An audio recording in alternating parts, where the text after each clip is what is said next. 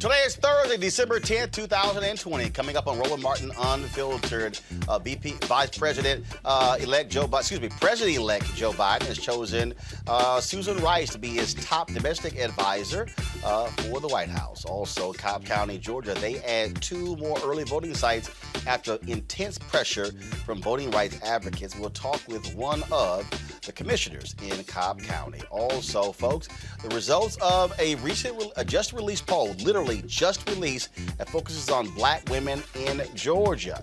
Oh, drama with these Trump people.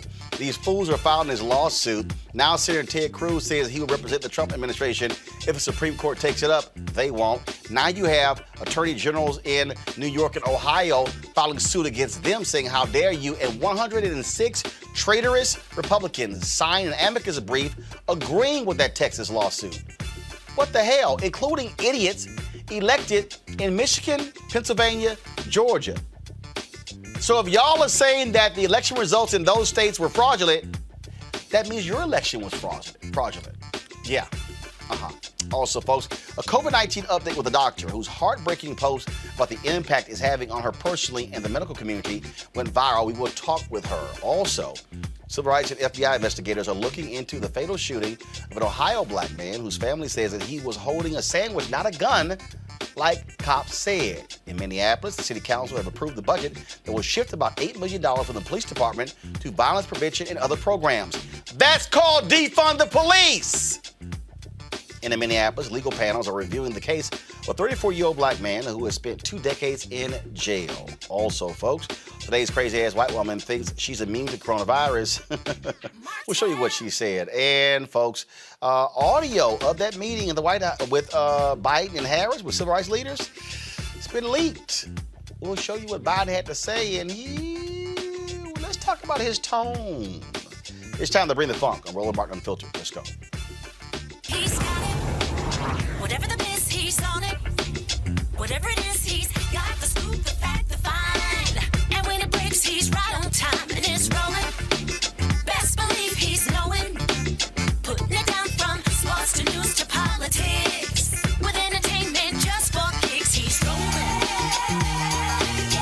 It's on go, y'all. It's Roland Martin.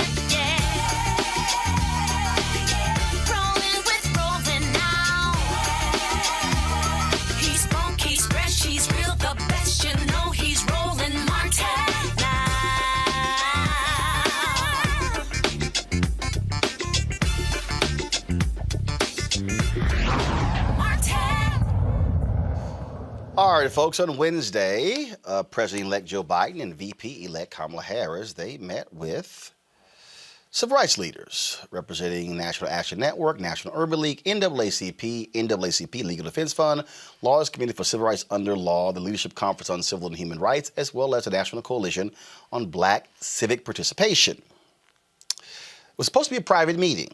Now, they came out and talked about it, but somebody recorded the meeting, even though at the outset of the Zoom call, Team Biden said this meeting is not being recorded, but somebody did. So they leaked it to The Intercept, who dropped the audio, edited in their podcast today. Here is an excerpt. I'm the first person, black or white, who called attention to the fact that you were finding that there was the rate of people who were African Americans who are dying was 3 times that of white people. I don't carry around a stamp on my head saying progressive and I'm AOC, but I have more of a record of getting things done in the United States Congress than anybody you know. Anybody you know. By 2040, this country is going to be minority white European. Hear me? Minority white European. And you guys are going to have to start working more with Hispanics, who make up a larger portion of the population than y'all do. Let's get something straight. You shouldn't be disappointed. What I've done so far is more than anybody else has done this far. Okay? Number 1. Number 2, I mean what I say when I say it. We don't care about throwing fists in the air and the symbols. We want the substance. The Joe Biden I've known is substance. The Kamala Harris I've known is substance. We need it now more than ever. And I would hope that on the first day, you start doing the things with your executive orders to restore some dignity to law enforcement in our community and to voting. There's some things that I'm going to be able to do by executive order. I'm not going to hesitate to do it. But what I'm not going to do is I'm not going to do what used to, Benita, you probably used to get angry with me during the debates when you'd have some of the people you were supporting say, on day one, I'm going to executive order to do this. Not within the constitutional authority. I am not going to violate the Constitution. There is a Constitution. It's our only hope. Our only hope. And the way to deal with it is where I have executive authority, I will use it to undo every single damn thing this guy has done by executive authority. But I'm not going to exercise executive authority where it's questioned, where I can come along and say, I can do away with assault weapons. There's no executive authority to do away with that. And no one's fought harder to get rid of assault weapons than me. Me. But you can't do it by executive order. If you do that, next guy comes along and says, well, guess what? By executive order, I'm going to say everybody can own machine guns again. All right, let's bring in our regular Thursday panel. Dr. Greg Carr, Chair, Department of Afro-American Studies at Howard University. Reese Colbert, Black Women Views. Erica Savage Wilson, Savage Politics Podcast. Now, let me position this first. We have not received the full recording. We have not heard, again, the full recording.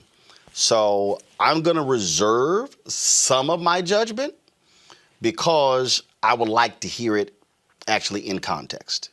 In terms of, because what the Intercept posted, and if y'all want to, y'all can go to the Intercept's podcast, the Deconstructed Podcast with Ryan Grimm. It's a 15-minute podcast, and they actually have their audio and audio here as well. So I just wanted to lay that out there because, again, that's important. Because one, we don't know how long this was. I know it was at least an hour. We don't know actually how long it was. So even what they got was an excerpt of the call. But let's deal with what was stated.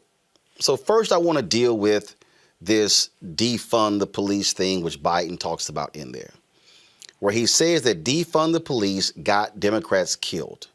Here is what I have yet to see anywhere, Greg. I have yet to see anyone present me actual evidence, data, showing that defund the police led to Democrats losing. I've got anecdotal. I've got Democrats crying who lost. Okay, I'm not a socialist. I'm not defund the police. But Carolyn Bourdeaux, a Democrat, ran in a purple district in Georgia. They hit her with massive ads saying she was for defund the police. She still won. Okay? So if we're gonna break down this conversation, I think first there has to be an actual analysis of the districts we're talking about. Okay? Are they lean blue, lean red districts? That's first we got to talk about that. Second of all, you got to show me actually what the impact was. Because it's real easy to lay blame at defund the police. But what AOC has been saying, some of y'all just ran horrible ass campaigns.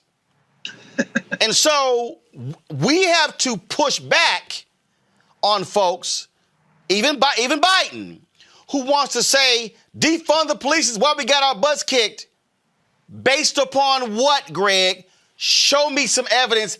I have yet to see it. Well, Brother Roland, as Richard Pryor once said, I ain't got to show you shit. This is the sensibility since the 1990s and the Bill Clinton, who is the face of it, centrist turn of the Democratic Party. I mean, Joe Biden is a known quality. And I hope that to quote another anecdote he shared during that 15 minutes, and I did listen to the Intercept podcast, I guess one of his black friends, he referenced Kamala Harris and Cedric Richmond and said, hey, y'all heard me tell this story. So let's make sure that I, to quote Joe Biden, overstand you at this point. Biden is running the same thing Democrats always run, brother. I thought it was interesting watching your interview with our brother Derek Johnson the other day. Hearing Derek say, Tom Vilsack's a bad choice, bro. You talking about worried about this election in Georgia? Shirley Sherrod is a civil rights hero in Georgia. You picking Vilsack at this point could endanger the January. And then Biden comes back with, I don't really want to talk about that. And while I'm on it, this defund the police business. You know, maybe I assure you, I promise you that all these things are going to happen after January 5th. But right now, we've got to win these elections. So, you know, I have sympathy for Joe Biden. Why? Because he's a Democrat. I have sympathy for all the elected Democrats. Why? Because they're dealing with a structure that they don't seem to have yet quite grasped. To quote Rush Limbaugh from yesterday and today when he said, you know, he fears that this country is moving towards secession. 74 million people showed you they don't give a damn about the American. So you talking about the Constitution, they talking about white supremacy. And so Joe's caught in the middle. As a white man, he can't give up on America. So I understand why he talked to them that way. And I'm glad they pushed back, at least from the 15 minutes we've heard so far. Reese, the thing that I'll say this here, and I got no problem saying it, Joe Biden, you need to watch your tone. You need to watch your tone. Kamala Harris needs to pull Joe Biden aside. Joe, you might want to watch your tone. Joe Biden, and he did during the debate, and he did it here, where I did this, and I did that, I did this, and I did that. That was last week. Now, first of all, let's be real clear. That works fine in a debate because you're trying to establish what I've done. But Reese, I think about this scene from my favorite show of all time, The West Wing. And there was a particular Latino leader who showed up at a basketball game sitting courtside with either a potential Democratic candidate or was Republican. And the White House was incensed. And they called him to the White House for a meeting. Well, so-and-so, what are you doing? We saw the game. We gave you this, and this, and this. And he said, that was last year. This is this year. The reality is this for black folks. Joe, what you've done the last 47 years is irrelevant to where we are today. It's what you're going to do the next 4 years that's going to matter. I agree with you to a certain extent. Listen, I'm not a Joe Biden apologist. Joe Biden was never my candidate. I think if people wanted somebody who was super civil rights, super black gung-ho, they should have picked Kamala or Corey. So we're stuck with what we're stuck with, which is it takes a white man to beat a white man. That was the mentality that a lot of people went into the election with. However, I will say this. Listen, I will never take anything from The Intercept at face value, because I've seen how they operate. And this is the exact kind of thing that they did to Senator Kamala Harris, now VP-elect Kamala Harris, is they take splices of things and they edit it together and they present a picture. That I listened to that 15-minute clip. It was narrated with splices here and there and here and there, and it paints a picture of what it wants you to see. When I saw the feedback from the individuals who attended that meeting, Vanita Gupta, Sherilyn Ifill, and people who are very distinguished in things, people who are very credible, they all talked about how constructive and productive the meeting was and how encouraged they were from leaving it. So I'm not saying that I'm not going to defend Joe Biden's tone. Joe Biden is a guy who talks loud. He talks aggressive. You know, obviously, we expect a certain level of, tone when we're talking to each other.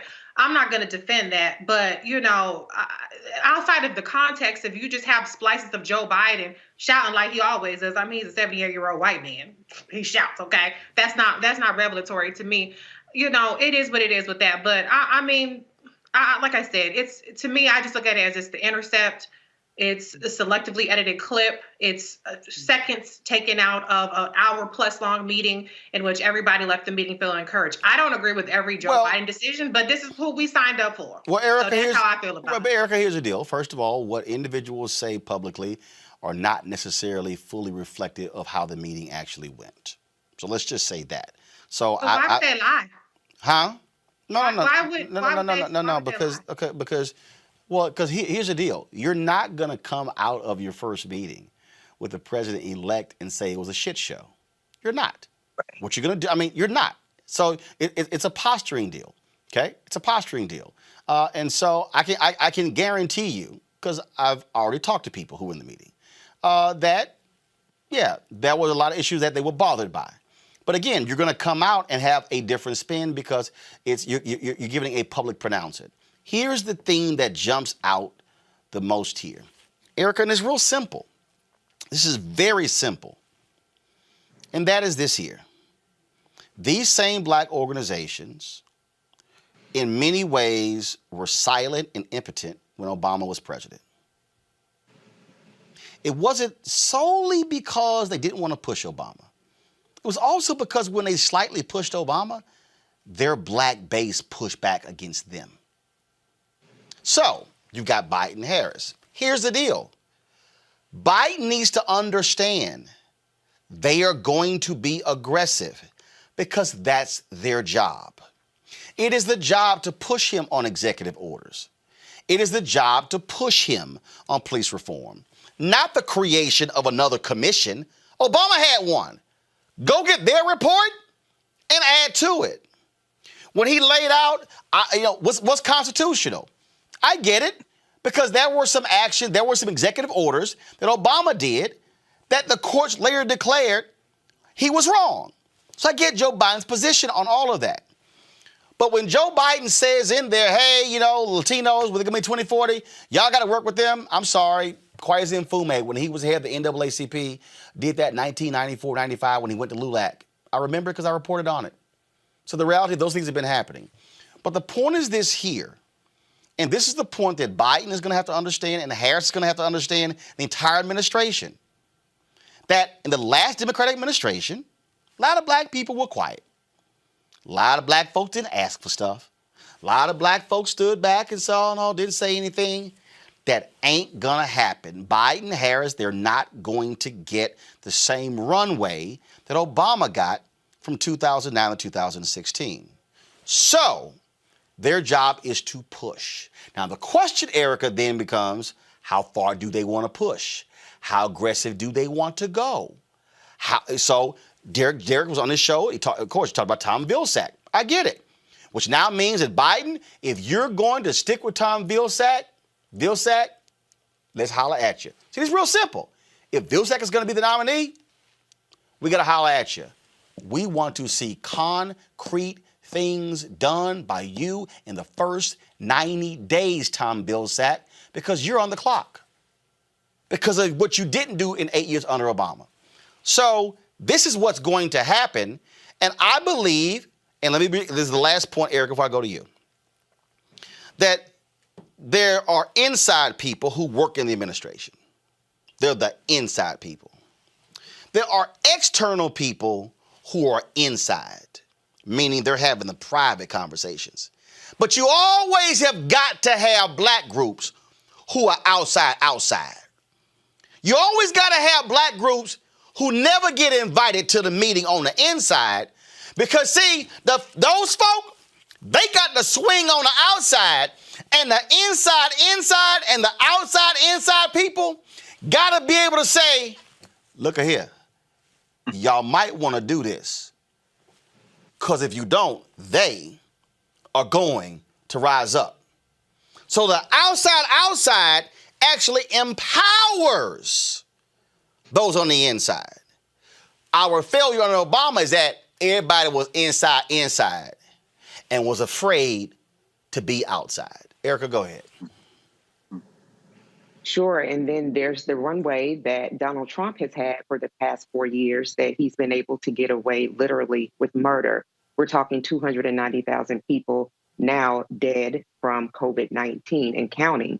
I think that also a lot of the demands that are being made is because of, to be very frank and to be very honest, a lot of inactivity from the citizenry. So this is not laying squarely the blame of what has not happened on the citizenry, but there has been such an awakening in this moment. There is an understanding that there has to be an agenda that centers not only the base, but the community of people that built this country, the community of people who this was their country, and that is Black and Native folks. So when we kind of step into now, we're in 2020, we have an administration that we can actually debate with, an administration that we can actually argue with, an administration that we can leverage with. I'm very confident that everything that we would like to have done will not be done. I think that also that we've largely seen that there has long time been an issue with communication and the outside people, that pictorial that you painted, that those people don't regularly get within earshot or get an arm into these inside groups.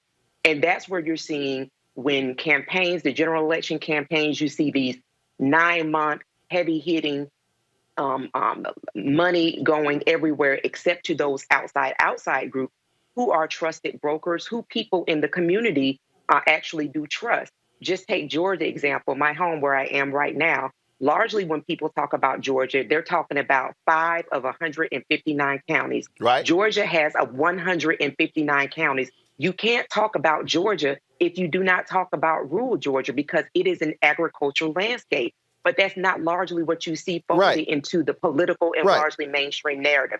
So all of that really is to say is that this has really been a communication problem that has been happening for years, and really to posture and really to prepare for a lot of the demands that we want to see happen to really support and bolster our community.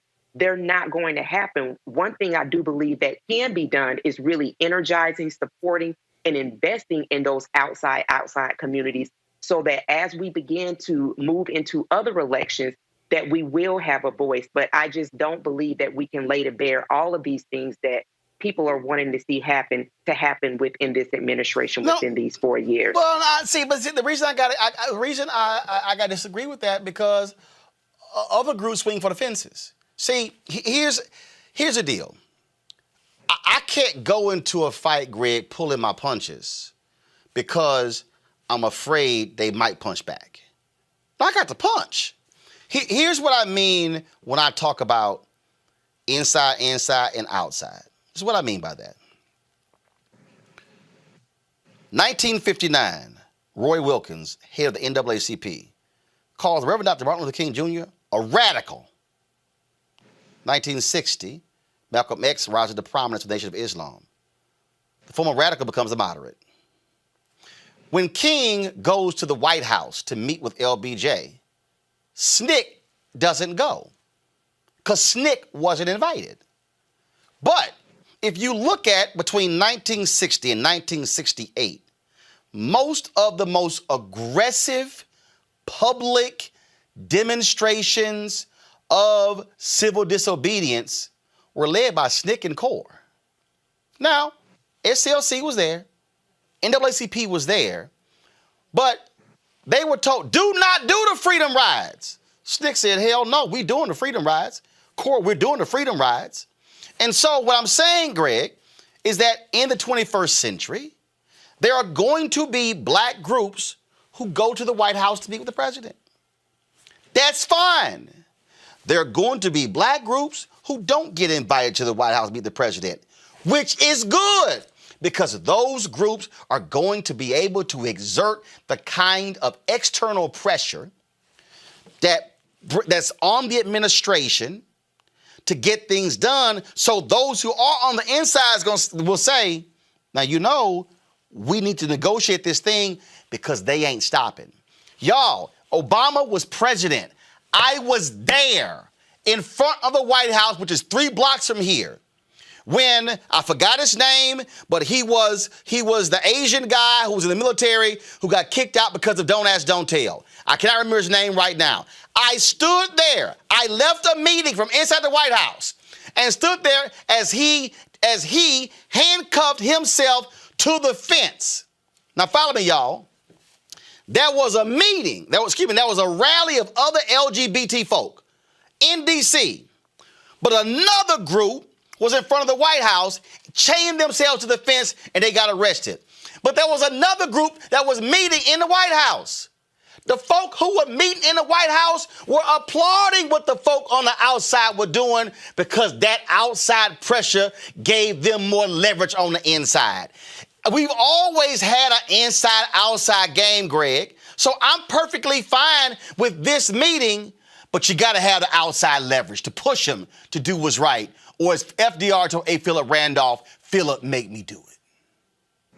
Sure. And I'm glad you mentioned Phil Randolph, because and Anna Arnold Hedgeman and Bayard Rustin, that March on Washington movement in 1941, they then sustained that as an organized movement particularly around jobs and labor, and that movement lasted a generation. It's A. Philip Randall, it's Anna Arnold Hedgeman who tells Martin Luther King, look, you're coming to lobby for the Civil Rights Act of 1964. We're pushing for jobs. Let's do the marches together. And that is the March on Washington for Jobs and Justice. It is because of the outside groups. A. Philip Randolph, who was called by J. Edgar Hoover a generation before 1941, the most dangerous Negro in America because he was an open socialist. He'd probably be called a Democratic socialist today, which brings us to the point.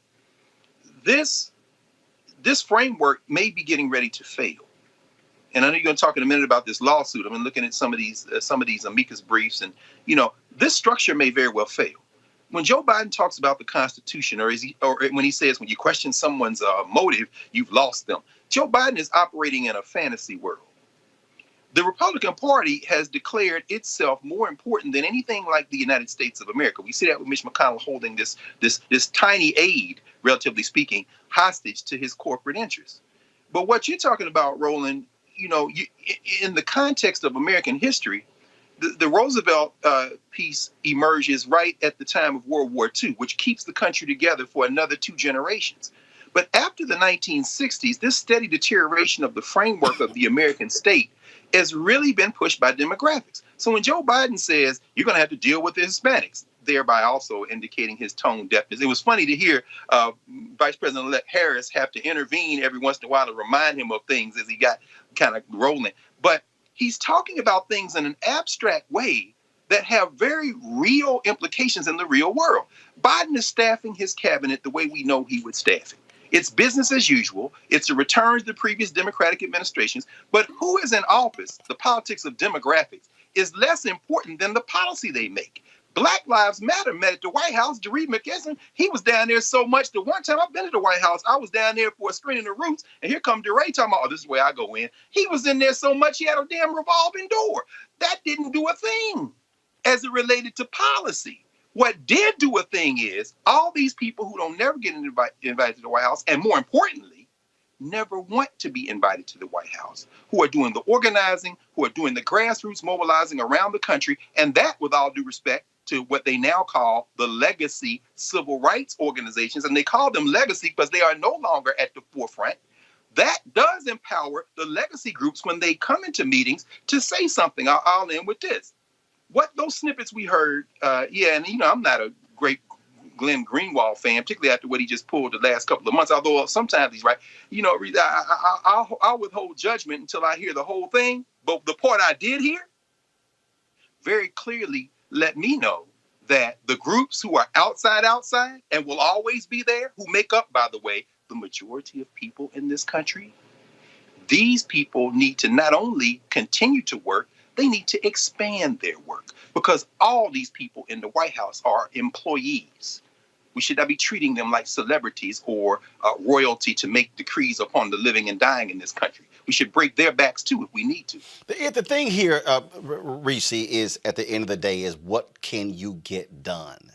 And that is you push as hard as you can with your demands, and you use all of your leverage to get it what you need. And here's the piece.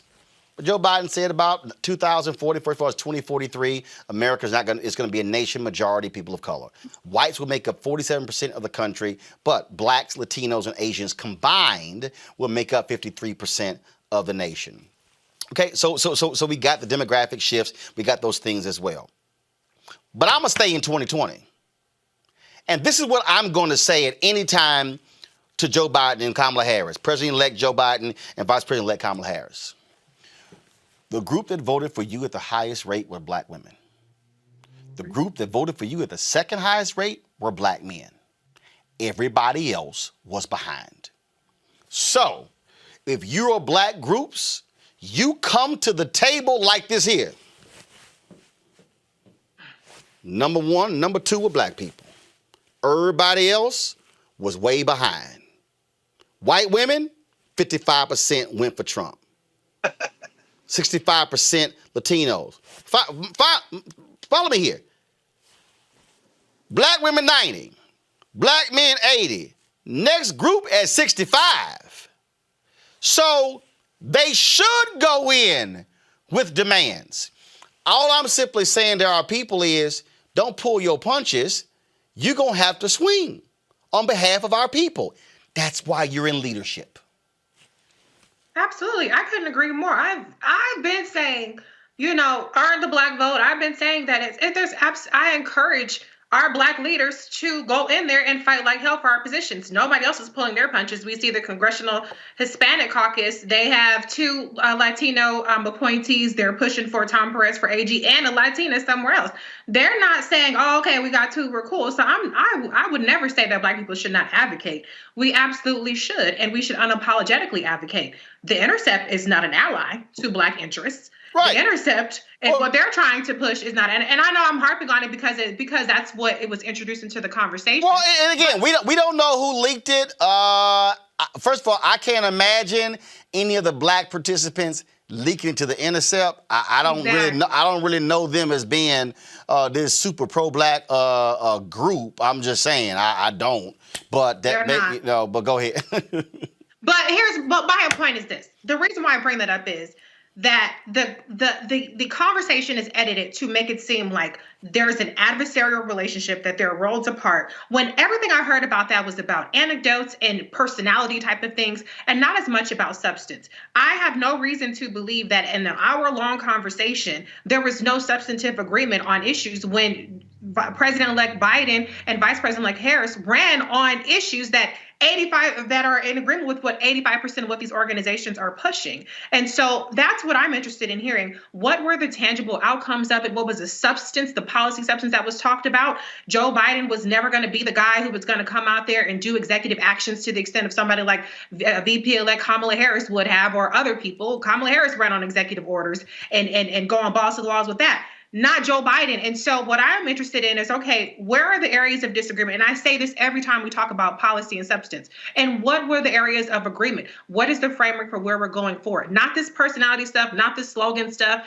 All that stuff, it don't really matter because Joe is who Joe is, and that's who we signed up for. So where can we get some actual policy things? And the whole Vilsack thing, that was already decided before the meeting. So of course he's not going to sit up there and backtrack on that.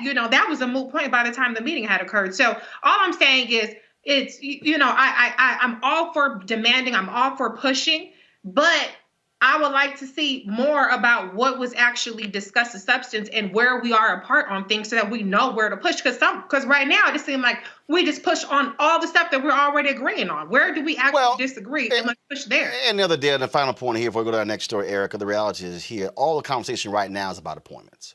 The reality is inauguration is January 20th.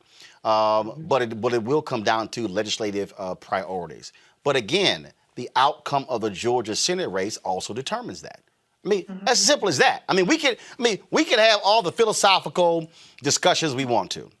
Right. If Ossoff and Warnock both don't, look, let's say Warnock wins, Ossoff doesn't. It's 51-49. You're still screwed. You're screwed. And it's not like Lisa Murkowski or Susan Collins is going to somehow fall your way when it comes and make it a 50-50 tie, and then Kamala Harris is going to break the tie. I doubt that very seriously. So we absolutely get all of that. But again, Erica, it has to be made perfectly clear, and this is why I think these things do matter. It has to be made perfectly clear to President-elect Joe Biden and Vice President-elect Kamala Harris that our job is to represent our people, and we're going to do that as aggressively as we can, and there are going to be times and we're going to piss you off. We're going to get on your nerves. Look, I know this, okay? There's a reason Obama has not sat down with me about his book. No question. Okay, I'm real clear. I know why I never got an exit interview with Obama. And I know why. Again, we finally got the book. Finally got the book. Why? Because I used my platform to critique and push him aggressively, and him and his folk didn't like it. Well, guess what? That's my damn job. And if I never get an interview with Obama about his book or the next 2 or 3 he gonna write, I'm good because I did my job. I'm not interested in the photo op. I'm here to step up and represent the interests of black people, and I'm going to do that. And the same thing for Biden and Harris. I'm going to do it. And guess what? The White House is 3 blocks from the offices of Roland Martin Unfiltered, y'all gonna see me a whole lot. Right. And here's where I'm landing on that point. You know, this for me is noise at this point, because what I look at is that there should not be a Senate runoff race.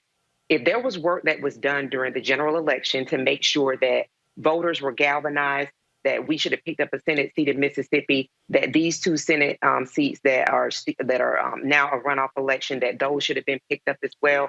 And we can go on and on. If, in fact, again, going back to those outside groups, if those groups had been properly supported and invested in. And I think what we're kind of seeing now, or what we've already known, kind of preaching to the choir, is that no one is going to save us. We're going to save ourselves. We're going to talk about this a little later, but even looking at with this nomination of Tom Vilsack going back into another administration to be the Secretary of Agriculture, and that John Boyd, who's a friend of your show, who has been on, a farmer with the National Black Farmers Association, was not invited to that meeting, that he is an important voice in that conversation around agriculture, Black farmers, and making sure that Black farmers aren't getting less than 10% of microloans from the USDA, ensuring that Black farmers aren't getting 0.2% of loans that are afforded to all farmers. He should have been a part of that conversation. So what I am saying is that we have to be an engaged citizenry, that we have to continue to engage, inform ourselves, so that as elections come forward, as they continue to happen the next 2 years, the next 4 years, that we will continue to empower ourselves, like you laid out before with the historical anecdote, so that when it is time for us to make noise, it is not that we have made all of the noise, and not saying that this is what this been just in 2020, that we have galvanized millions and millions of people, the base, the people that came out and continue to save this country, Black men and Black women, and say these are our demands and expect them within a specific time frame. And here's the deal. Again, the Tom Vilsack get confirmed by the Senate. Guess what? Black farmers should be there day one. And this is where you put pressure. Mm-hmm. Let me tell you something right now. If Doug Jones gets the nod, or whoever gets the nod for Attorney General, we're going to be right there as well. See, again, I'm telling you right now, I'm hitting everybody. Interior, Commerce, HHS, HUD, USDA. Don't think for a second, if Lloyd Austin is confirmed, that we ain't gonna be right there with the Pentagon. I've already told y'all in terms of Eleanor Holmes Norton, the Congresswoman Eleanor Holmes Norton, when she did the study with the GAO that showed the federal government over 5 years spent $5 billion on advertising, and Black media only got $51 million. Oh, let me be real clear. We're gonna be there. This is where Black interests, Black economic people should be saying Janet Yellen when we meeting. Right. Black housing people, Fudge gets confirmed when we meeting. Black folks who care about the environment, EPA, Interior, when we meeting. Business folks, Commerce, when we meeting. Black veterans groups, McDonald, when we meeting. See, I'm not just focused on who got the meeting with Biden and Harris. Right. Black folks, we got to hit everybody, every agency, every department, every secretary to say fair share. That's what we got to do. Speaking of domestic policy, today Biden announced that Susan Rice is going to be running the White House Domestic Policy Council. Rice, of course, served as former National Security Advisor and ambassador to the United Nations under President Barack Obama. She was vetted to serve as Biden's vice president and was continued to be Secretary of State. However, that position went to, of course, Anthony Birkin. According to various reports, Biden's team was looking to find a high-profile role for Susan Rice that they thought was a perfect fit, but also didn't have to go through all the drama being confirmed in the United States Senate because Republicans are still pissed off with her because of Benghazi. She has significant foreign policy experience, but also this is going to be, of course, a whole lot of domestic policy. That's what this is, Domestic Policy Council. And one of the areas they say she's going to be working on deals with the issue of racial equality. So we'll see what happens with that. And so certainly congratulations to Susan Rice, and I can't wait to have her back on our show as the head of White House domestic policy, just like all the other folks as well. I'm telling y'all right now, before I go to Cobb County story, let me just go ahead and say this. And because I really believe this has to be our call to arms, if you will. And you just heard me talk about that with our panel here. And you pull a panel up. Our positioning has to change. Our positioning has to change. I'm talking about in the aftermath of George Floyd. Let me, and to the folks at the Virginia Union, I'm going to be recording this speech because it deals with the third Reconstruction. We really have to be thinking that we're operating in the third Reconstruction. Reconstruction means to reconstruct. We're talking about reconstructing a democracy, reconstructing this nation, reconstructing our black community, which means that we can't be playing small ball. When I go into meetings with corporations as the vice president for digital for the National Association of Black Journalists, Roland's not walking in saying, can we get $50,000 grant? I'm saying, can we get $50 million? I ain't playing small ball. We have to be thinking about massive reconstruction in every single effort. The federal pension fund is nearly $1 trillion. How many black people are managing that money? How much? 50 million, 100 million? Treasury. I want to know black firms, bonding firms, accounting firms, legal firms, hedge funds, private equity by black people. Treasury, what y'all gonna do? I'm following the money. I'm telling you right now, fine, Biden, you got Vilsack. Oh, but you gonna have to deal with black people because we're gonna have a bullseye and a microscope on you at all times. What I'm trying to get our folks to understand, you cannot do anything that I'm talking about unless we are organized and mobilized to do so. Right. Greg, explain to our people what Stokely Carmichael said about black people and organizational infrastructure when it comes to getting things done. It don't happen by the individual. That's right. It's organize, organize, organize.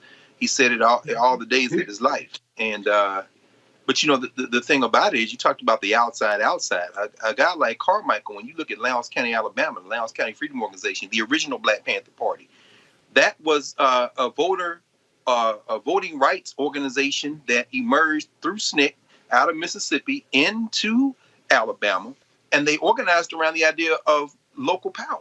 So when they went in Lowndes County and organizing black folk to register to vote, and these white people who were owning this land, these black folk were working on as farmers, basically debt peons, sharecropping, threw them off the land. They built tent cities in Lowndes County, and those black people were radicalized in the sense they said, you know what, we're free for the first time in our lives. And you know what those white landowners did? They began, when they realized their workforce was now going to do for themselves, they began to make in treaties, please, y'all come back. They said, no, we're free now. We're going to negotiate. And the important thing is, they were organized and they were organizing. And so, no, you're absolutely right, Roland. I think, and again, you know, you've been talking about this third Reconstruction for a long time. And, you know, William Barber, our brother William Barber's been talking about it. We've been thinking about this. But, you know, the more I think about it, the more I think the only Reconstruction in this country that ever was a real Reconstruction, a possibility of one, was immediately after the Civil War. The second one, so-called second one in the 1960s, is an attempt to make the first one real by having some of the laws stand up. Right. But those laws over the last 50 years have benefited the black middle class and the black elite. So now what we're seeing is you've got a small group of black middle class and black elite who have benefited the most from the civil rights era, who are attempting to do two things. One, widen the space a little bit more for the rest of black folk, but also maintain their position. And so even the language we use in terms of representation and percentage of revenue that's being shared is the language of the middle class and the black elite. Right. What the rest of these people are going to do, they have never benefited to the degree of their sacrifice. I don't know how much longer there's going to be a United States of America, because that's where voter apathy comes from. That's where focusing on local and forgetting the federal comes from. And as the white nationalists fight finally for their last gasp, Steve Schmidt's been talking about this as if he didn't lose Sarah Palin on the world, trying to throw the rock and hide his hand. The Republican Party is now only in their interest. Yeah, that's white nationalism. But the vast majority of our people in this country who are not going to get invited to the White House, who are not going to get any kind of contract, who are not going to be given an internship, or won't be going to college, these people have to organize in their own interest. And that's what Stokely Carmichael was talking about. I only want everybody to watch and understand you got to get in the game.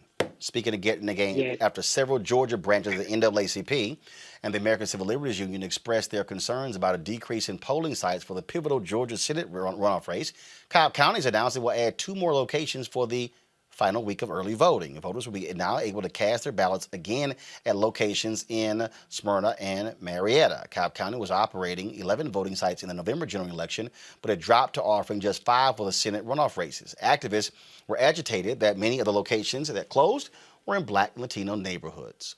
I got you. With the Cobb County Commissioner, is she there? Hi, Commissioner, how you doing? Commissioner Cupid. I'm doing well, thank you. How are you? Doing great. So let's talk about this here, because this was bothersome to lots of folks. And I heard the rationale. Folks were tired. Look, but I get all that. But my parents are 73 years old. They've been working polls for a long time, and they ain't never turned down money. And so when I heard that, I was kind of like, so you saying folks are not available to work during the pandemic? They turning down money? Yeah. Is that the real reason? This is it.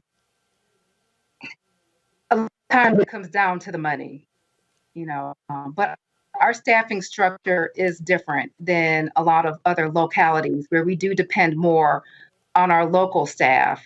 And when we've had past elections, it's worked for us, but with the stress of this current election cycle on our employees that typically work for the county, yes, I could say money was a factor. So the first 2 weeks, early voting, first of all, starts in Georgia on Monday. So the first 2 weeks is going to be the 5 sites. The last 2 weeks is going to be 7 sites. But y'all also had lots of backed up lines for the general election, and some very, very long waits. Yeah, you're exactly right about that. And there's, different factors that led to that situation. And, they tried to learn from that. And with this runoff, I think they could not have projected just not only what took place during the general, but also with all of the recounts on seasonal staff. And so we've got our work cut out for us to look at what took place during the general, what's happening now, and looking at our elections process moving forward. All right, then. Well, last question for you here. When we talk about, are you concerned at all? Now you got Republicans who are saying they're going to go back and change the laws that they changed because they are not happy that Joe Biden won. I mean, my goodness, y'all mad because folk voted? How about you do a better story telling how about you better job telling your story? But you want to go back and change the laws that you changed because you mad that folk turned out in record numbers.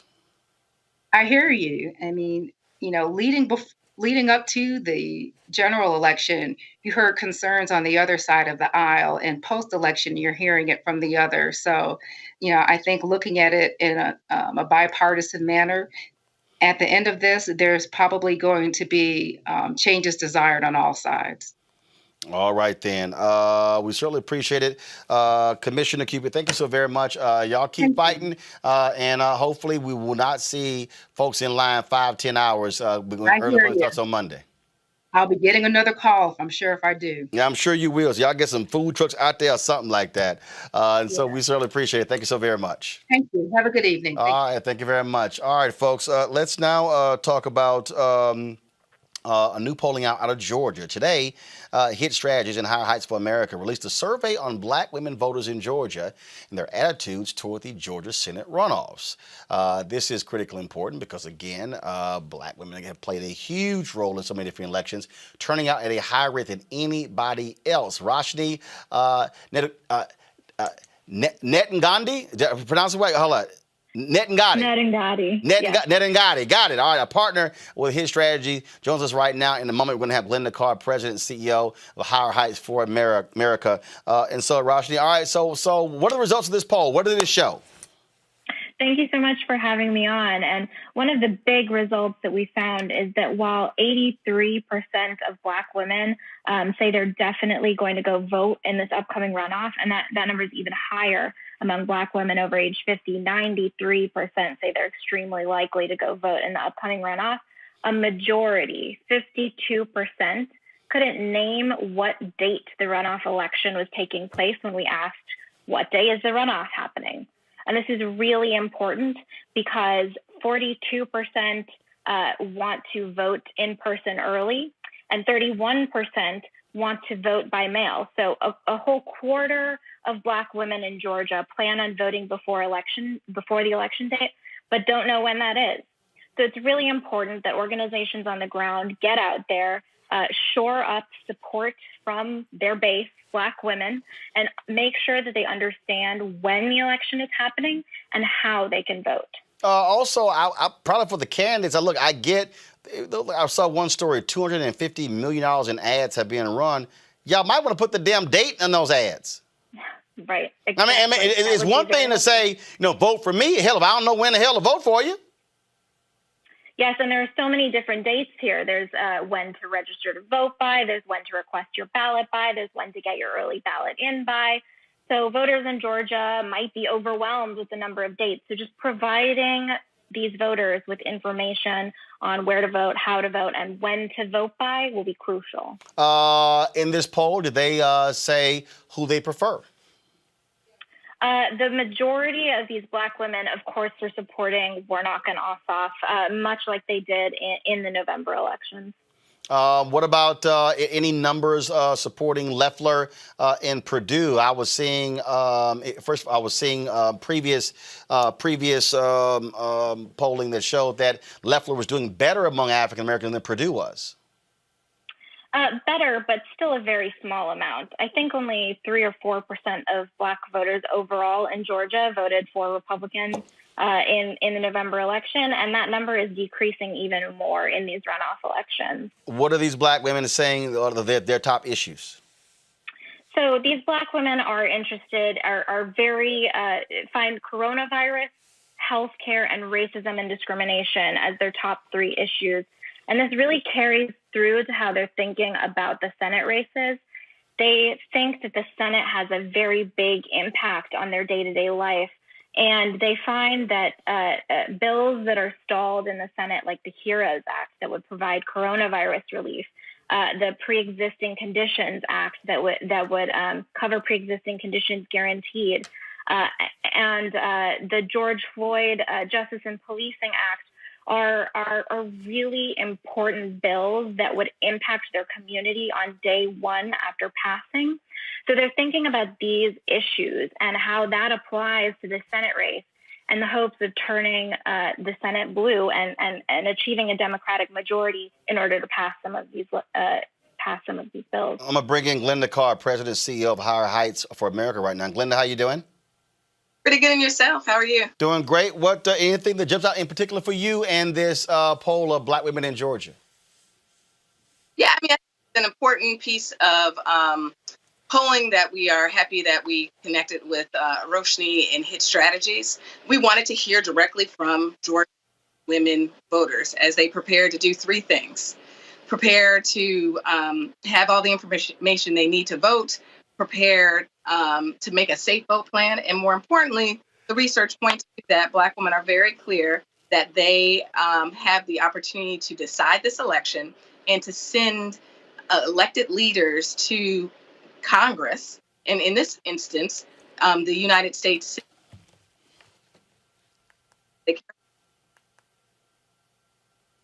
Is Glenda still there? I thought, did we lose her? Glenda, you still there?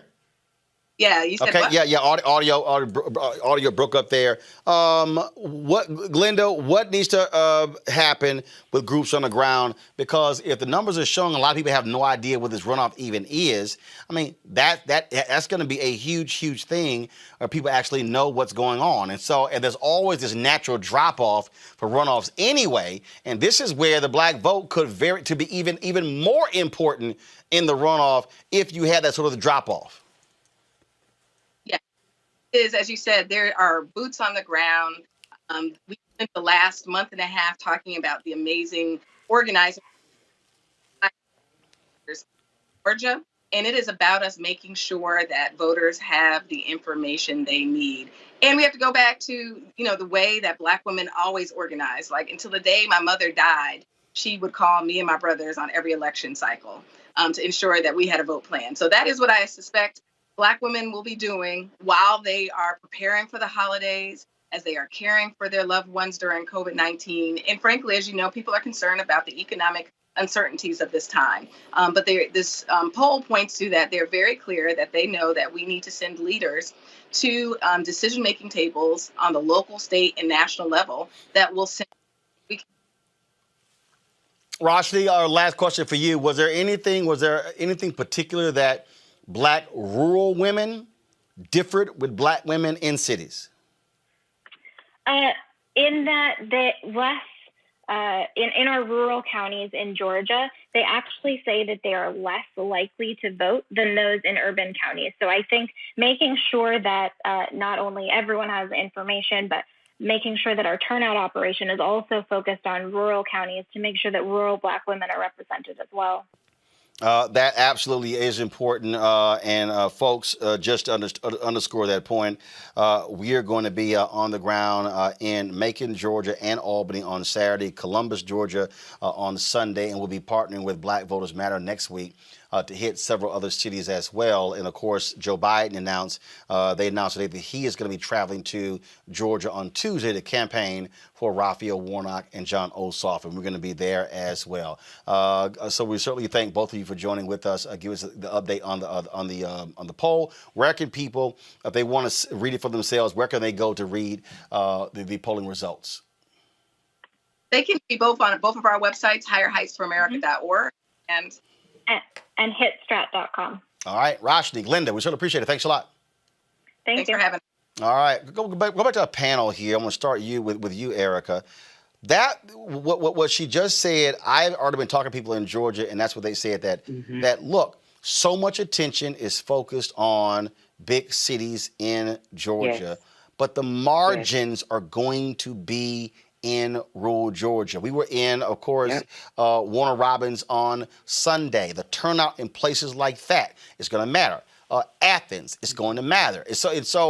And again, there's always the attention.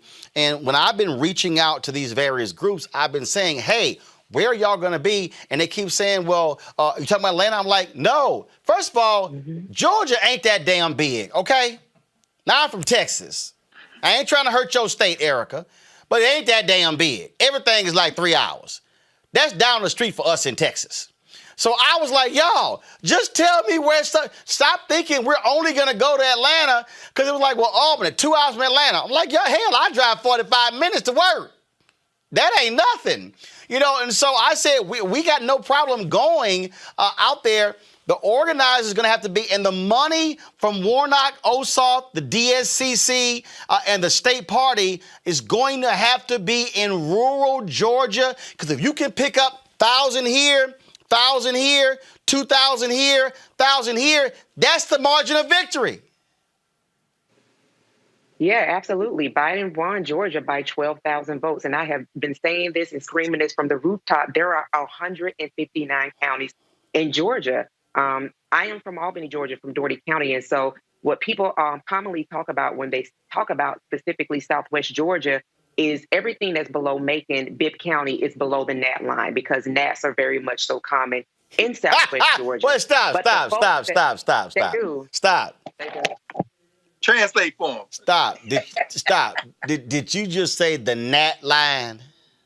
That is exactly what I said. And everybody from Albany, from Southwest Georgia, is bobbing their heads right now saying, What? "You right, E. I'm sorry. You absolutely right, Can you E." explain again what the hell the NAT line is? That's GNAT. Absolutely. The NAT line. Right. So that's kind of to disparage Southwest Georgia, even though it is home of the unspeakable Albany State, a historically Black college university, Albany State, that a lot of people graduated from. My late grandmother, was one of the first graduates in our family from Albany State, then college, now university. But yet that's what people call it. Albany is home to the Marine Corps Logistics Base. It's home to manufacturing company. P&G has headquarters there. Miller Coors does.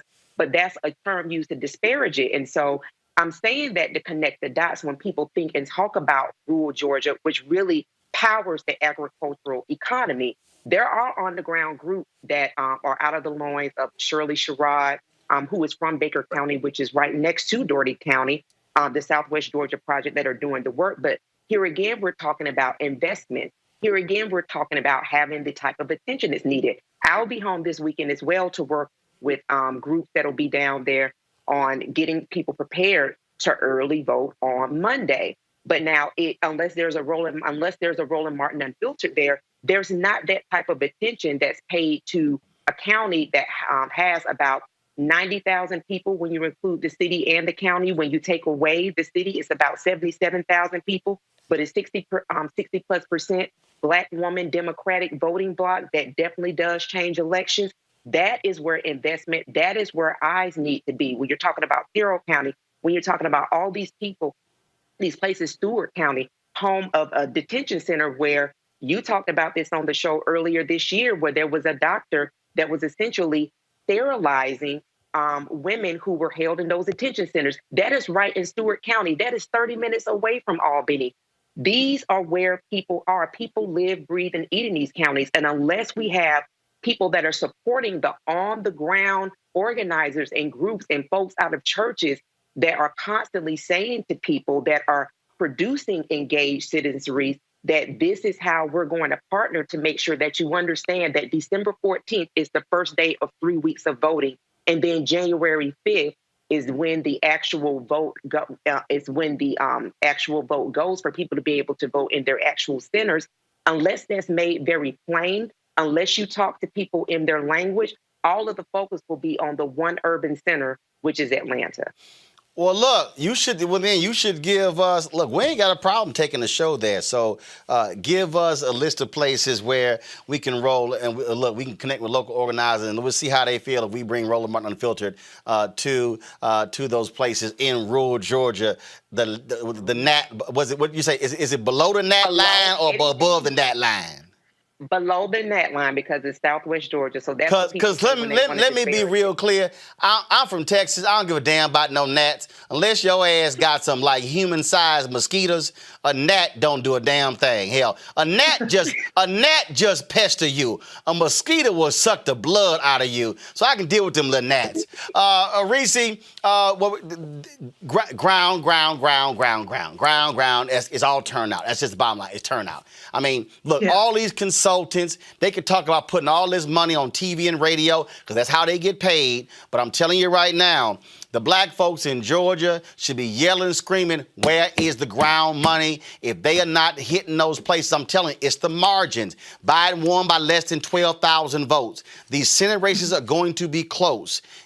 They can actually, look, you know what's going to happen in these cities, but if you can pick up 5, 7, 100, 1,000, 1,500, 2,000. Hell, that's how, look, Republicans bank on rural votes.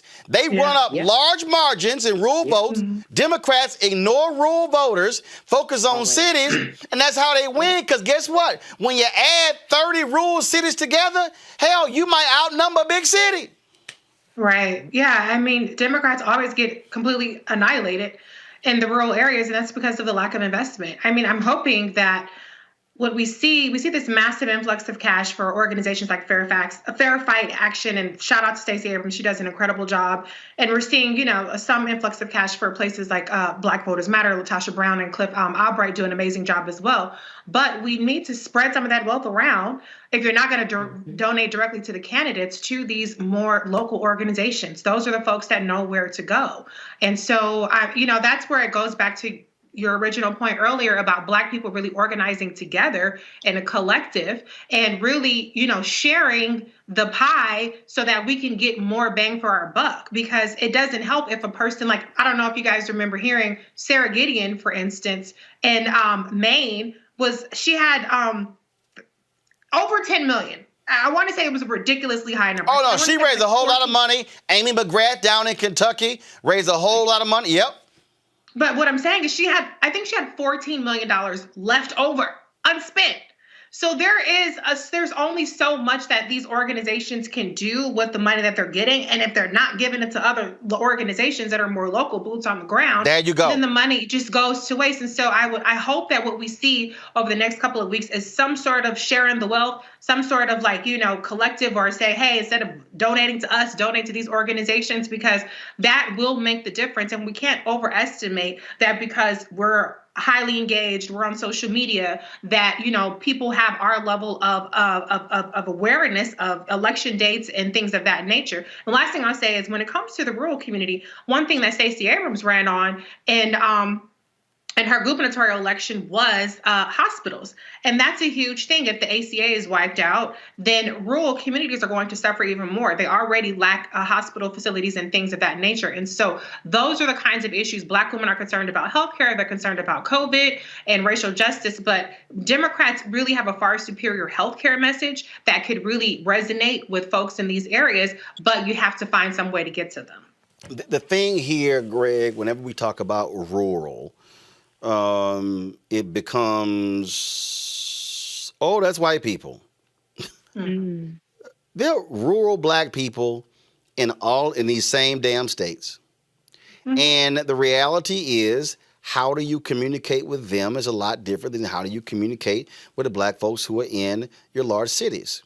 And sure. This is where it's ground game. Again, I keep going back to history.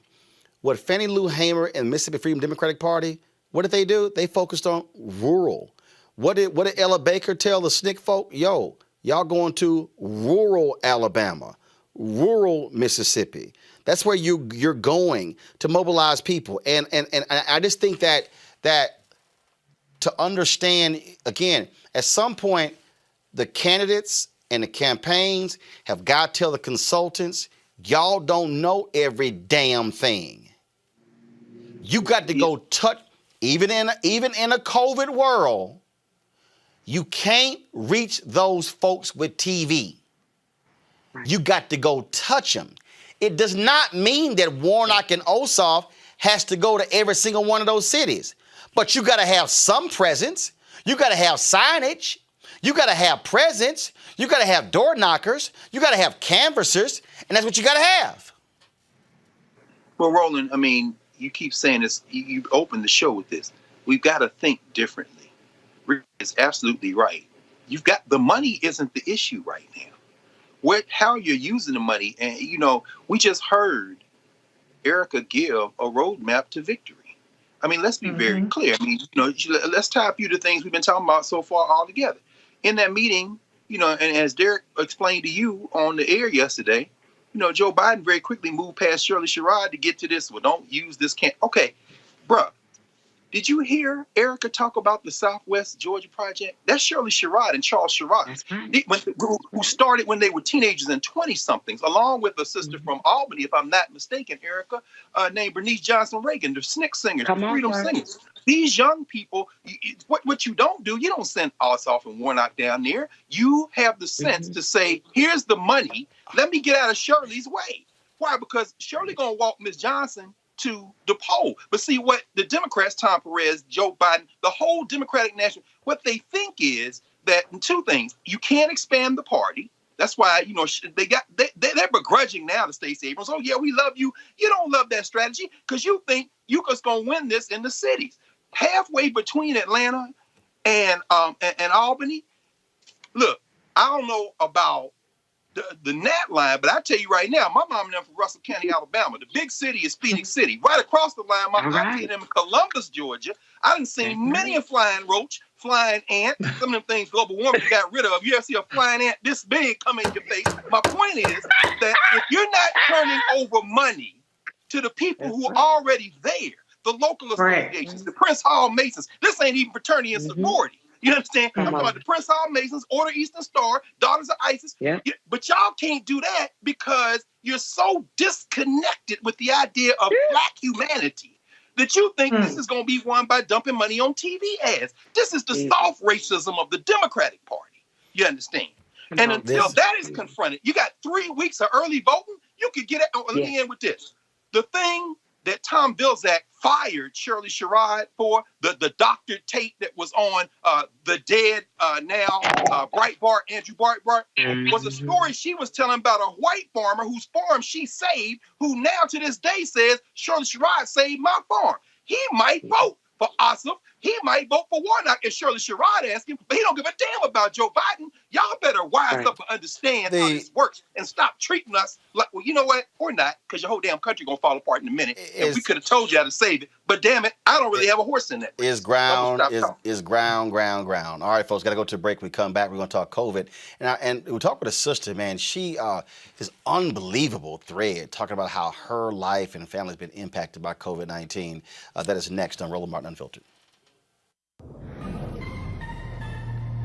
Trump can show up and say anything, and they can just go, oh, yeah. And the African-American community was great to us. They didn't vote. You know, he just called you stupid. Did you hear that? But he's for us. Really? And they were just regurgitating the things that they had heard on a radio or in the barbershop or something that somebody had told them. They hadn't thought about it. Democracy is in danger because people don't know how to think. I'm done with trying to convince people to try to vote for their, for their life. You have to run for your life. I'm gonna go try to get people who are open to it and lead them. I'm done with hope.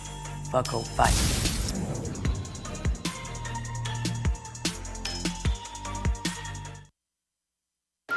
And I come to ask you to go all out.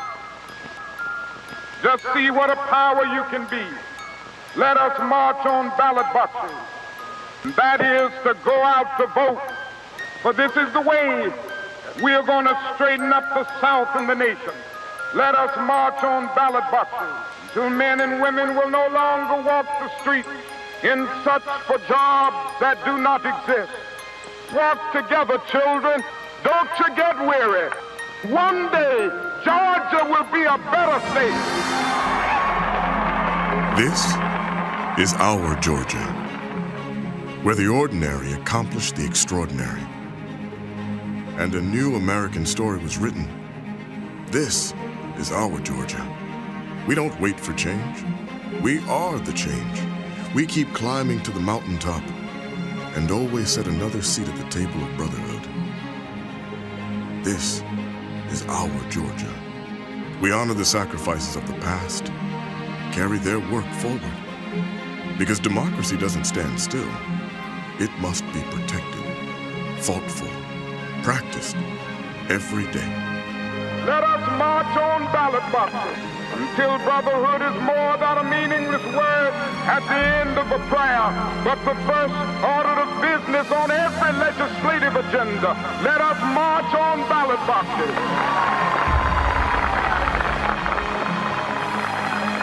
Every voice counts. Every vote counts. Every voice must be heard. Must be heard. Este es mi futuro. This is my future. This is my Georgia. This is my Georgia. This is my Georgia. This is my Georgia. How about you? ¿Y tú? Are you in? Are you in?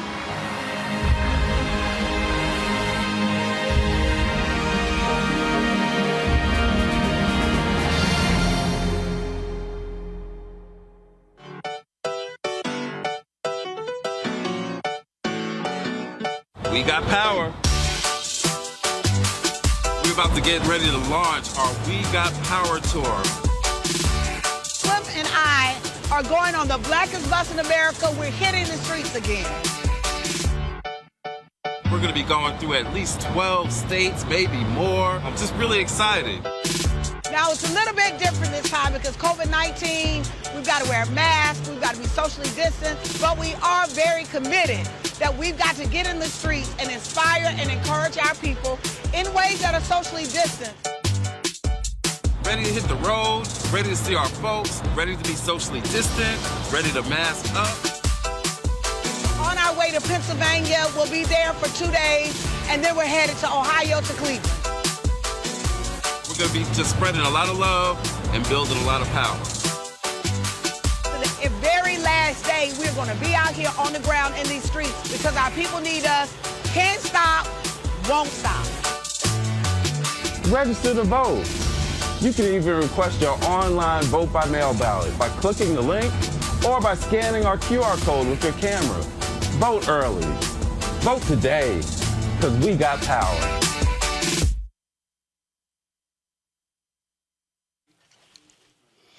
And, of course, we're going to be there with him this weekend on Saturday, December 12th, 3 to 5 p.m. It's going to be a tailgate Christmas concert at the Harriet Tubman Museum there in Macon, Georgia. Waka Flocka, Tammy Rivera, and Pretty V are going to be there. Then, of course, on Sunday, they're going to be in Columbus, Ohio. 1 to 3 p.m. with an early vote tailgate at the Columbus Civic Center. And again, Waka Flocka, Tammy Rivera, Pretty V, joined by Sybil Wilkes. And so free food, performances, music, voter education, and more. We'll be live streaming both of those events right here, Roland Martin Unfiltered. And this is why we have this platform to bring you that kind of stuff, because you ain't going to see that on CNN, MSNBC, Fox News, ABC, NBC, CBS, because we black owned. And we know what matters to you. All right, folks, as of today, there are 15.5 million cases of COVID-19 in the United States. 290,000 people have died with the virus. This week, the UK became the first country to administer Pfizer and BioNTech's COVID-19 vaccine. The companies are now saying people with a significant history of allergic reactions should not take the vaccine after 2 healthcare workers experienced symptoms the day after taking it. Pfizer and BioNTech maintain their stance that there are no serious safety concerns with taking the vaccine, yet allergy-related side effects have been a prime reason why many other COVID-19 vaccines have not been approved. In the United States, an FDA advisory panel deliberated on whether or not the regulation agency will grant emergency authorization to Pfizer and BioNTech to hastily release its vaccine to Americans. And so that may happen actually tomorrow. Now, folks, there are a lot of different people out there who've been talking about the impact of coronavirus. They've been telling the story of losing family members, of them themselves coping with this. And I saw this thread on Twitter from Dr. Magdala Cherry. She's a Commonwealth Fund Fellow in Minority Health Policy at Harvard University. And it really was just stunning what you laid out, Doc. Glad to have you here on Roland Martin Unfiltered. Share with our folks just how devastating and difficult this coronavirus has been on you, your family, not just your family, but also the medical community. Absolutely. Thank you for having me, Roland. I really appreciate you elevating my family story, and even more than that, elevating the experience of healthcare workers everywhere, honestly, not just in America, but across the world. It's been life-altering. Every time I hear people say, I can't wait to go back to normal, I think they forget that families like myself normal doesn't exist for us anymore. I now have 2 empty seats that I'll never have back. And my father passed away on Easter Sunday, April 12th of this year. Mom passed away May 1st. After that, that was Mother's Day without them, my brother's birthday without them, Father's Day without them, my birthday without them, my sister's birthday without them, and now the holidays. It's real. It's real, and it's a real journey to try to not only stay safe, reconcile with the fact that people don't think this pandemic is real, but then also as a physician, as a healthcare worker, reliving a lot of trauma from what I faced working on the front lines. And when you talk about that trauma, I've talked to other doctors, and look, there have been a lot of people who have quit the medical profession because of what they have witnessed over the last 6 months. Right. So let's step back before the pandemic. The research has shown, if we're talking about physicians that are a higher rate of suicide. A lot of people don't know that. and at our higher rates of burnout. So a study that was done in 2018 showed that physicians, especially those that are working in the emergency room, in primary care and critical care, are at over 40% risk of burning out. That was pre-pandemic. That's just the stress of being a doctor and seeing patients and losing patients because you connect to them. Now you add a pandemic that is killing people, add layers to it as a physician of color. When you watch your community be impacted, it's literally community collective pain. And you have to hide that every day and keep going. And in the physician profession, we don't value mental health. We don't talk about it.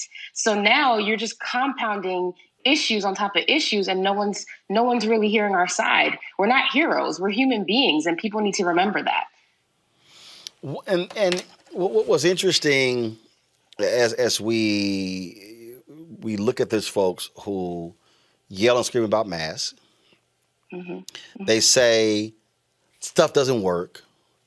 They get all upset when say, well, if these lockdowns don't work, there was some Republican who was on the floor of the U.S. House screaming, lockdowns have failed. No, lockdowns have only failed because dumbasses refuse to listen. Right. And so here's the reality. We have not had a public health response. I'm just going to flat out say it and call it what it is, okay? So it's one thing to have PPE. It's one thing to have all the experts talking. But to say that we have had in our country a unified public health response, we have not. Now let's take it the next step further. To say that we have had a response that put those that are the most vulnerable first, because that is where we should have started, in our communities that were most vulnerable, with our essential workers who are working in transportation, who are working in the hospitals, who are working in the supermarkets. That is where we should have started. If we did this right, it would not have been this bad. It's just plain and simple. So when you're saying it doesn't work, we didn't do it right. And at a cost now, where we're now 9 months in, people are getting restless. People are tired. I understand. It's been months since people have seen their family.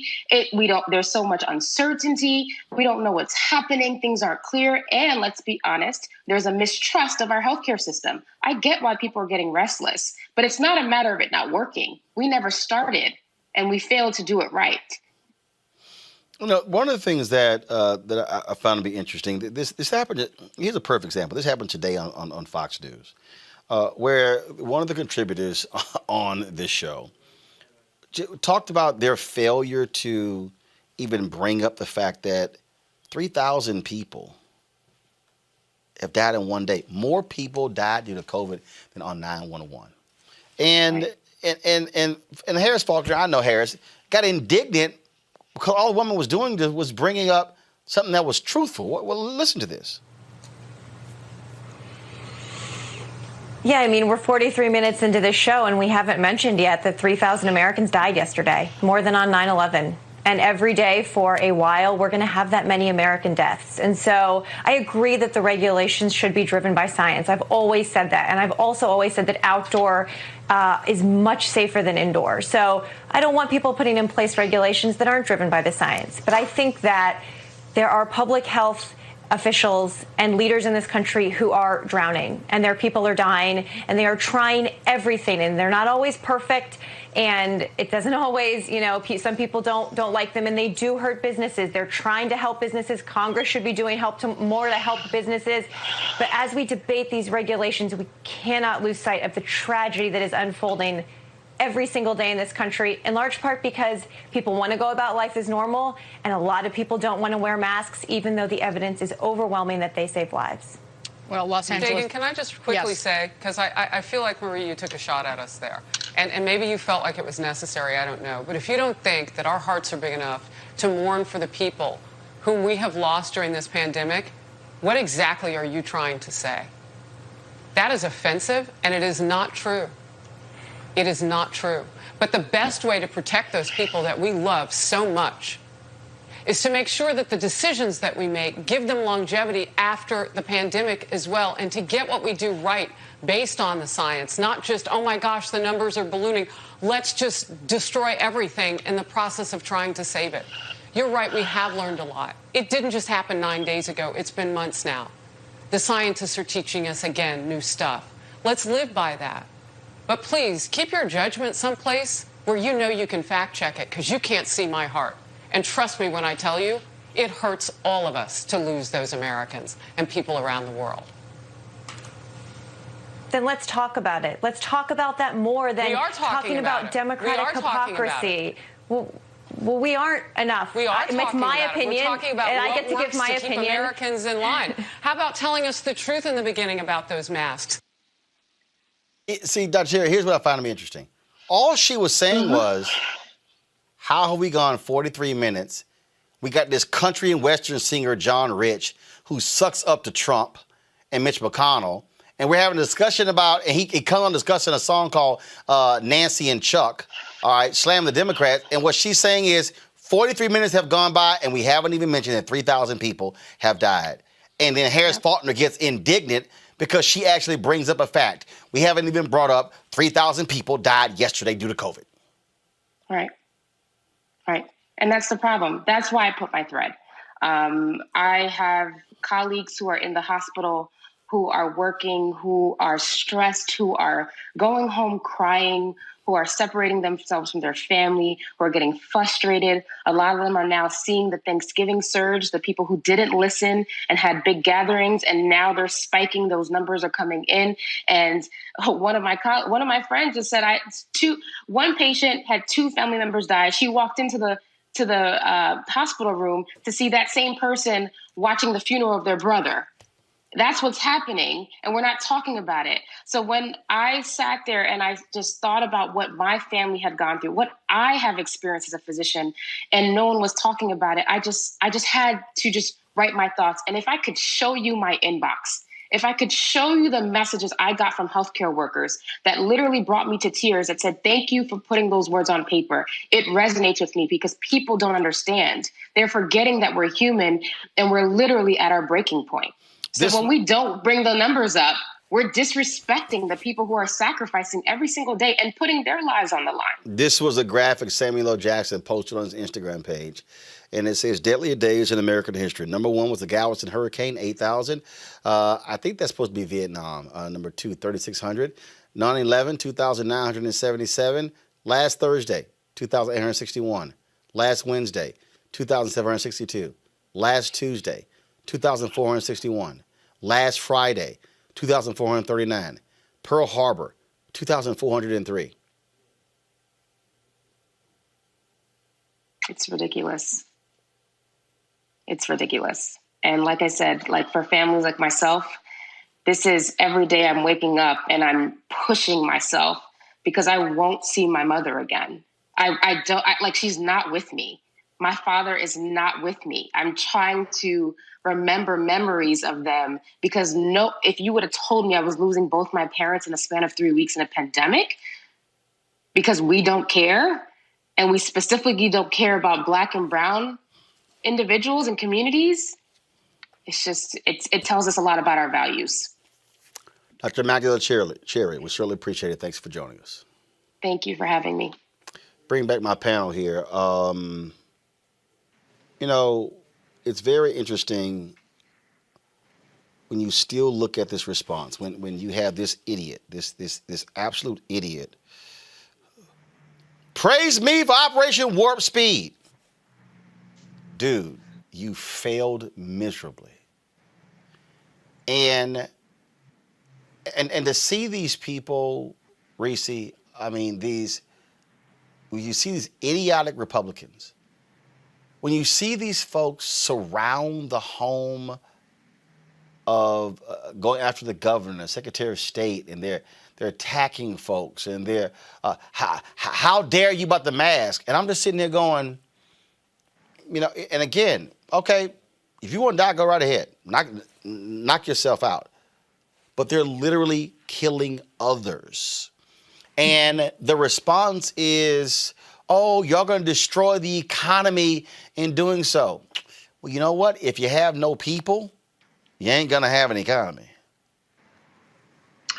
Yeah, unfortunately, it seems like their message of being anti-science and anti-intervention is working, because we're seeing polls out. One of my friends sent it to me, a recent Ipsos poll where people are less concerned. 9% of the numbers have dropped by 9 points of Americans that are concerned, whether it's very concerned or somewhat concerned about COVID, despite the fact that these numbers have been skyrocketing every single day, with each day practically setting a new record for the most number of deaths in America from any kind of situation. And so we still have a lot of work to do. The vaccines are not a silver bullet, because it's going to take at minimum 6 months before we even get, a majority of the population vaccinated, if people do choose to vaccinate, which there is a lot of understandable mistrust of vaccines, but then there's a lot of just also pure stupidity when it comes to these vaccines. And unfortunately, we have a shared public health a stake in this, and so we can't afford for just people to just be stupid on their own time, because that impacts us. So we have to keep masking, we have to keep social distancing. And the last thing I do want to say, that I want to address something I saw Fabulous today. He wrote a post, and he said the most dangerous profession in America is a Black male rapper. And I'm trying to figure out, has he not seen what's happening in this pandemic, where we have a record number of frontline workers, healthcare workers, specifically doctors and nurses, dying from treating their patients from COVID? Like, come on, get real. So we have to really understand that this is a crisis. It is not going away anytime soon. Even with the vaccine, we'll likely still have to wear masks, still have to do some social distancing. But it's time to prioritize the public health over our convenience, because it could be you. It could be your family member. And it is wiping people out. And it's not the large gatherings wiping people out. It's actually these small gatherings. So we have to get real and really get serious about tackling this. And hopefully Joe Biden and Kamala Harris, when they come in, will spur that. But it's still going to take our individual responsibilities to take this seriously. Look, what you're dealing with, Erica, you're dealing with a bunch of crazy, deranged-ass people who you can literally have Antarctica turn into a river, and they will go, it's not bad. It's okay. It'll freeze back up. Yeah, I mean, he's definitely exploited the ignorance that runs throughout this country. 74 million people prove that. And even here in the state of Georgia, I've been to the grocery store a couple of times and had to exit quickly because there were people that were walking in the grocery store without a mask. And I'm talking about white and Black people. There is this nonchalant attitude that has really permeated this society, and really just looking out for whatever they feel, what people feel like their best interests are. And I think, to me, kind of more covering the outgoing son of a Klansman has become less important, particularly because he's still holding events at the White House. Just recently, a Hanukkah event where he yesterday and just went on and on again about the election and how he won, which he lost. So really, for me, the top of the day should just really be talking about COVID and how people can die.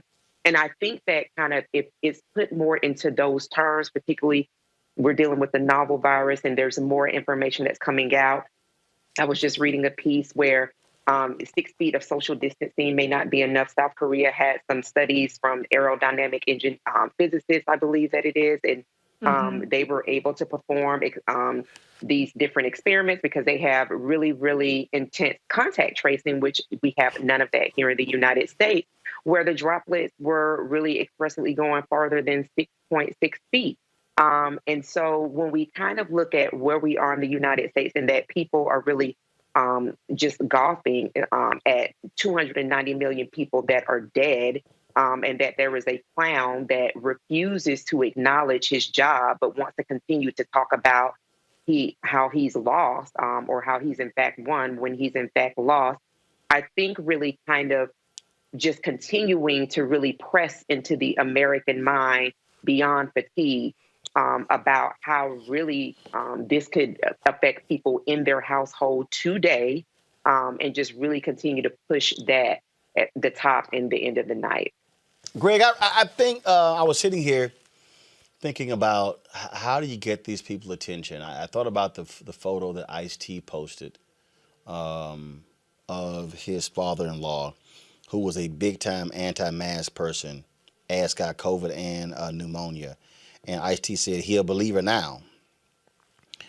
And I thought about the Yul Brynner, the actor, the Yul Brynner, when they released that smoking commercial after he died. Folks, if y'all millennials and Gen Z folk ain't never heard of Yul Brynner, this was a commercial that was released after he died of cancer.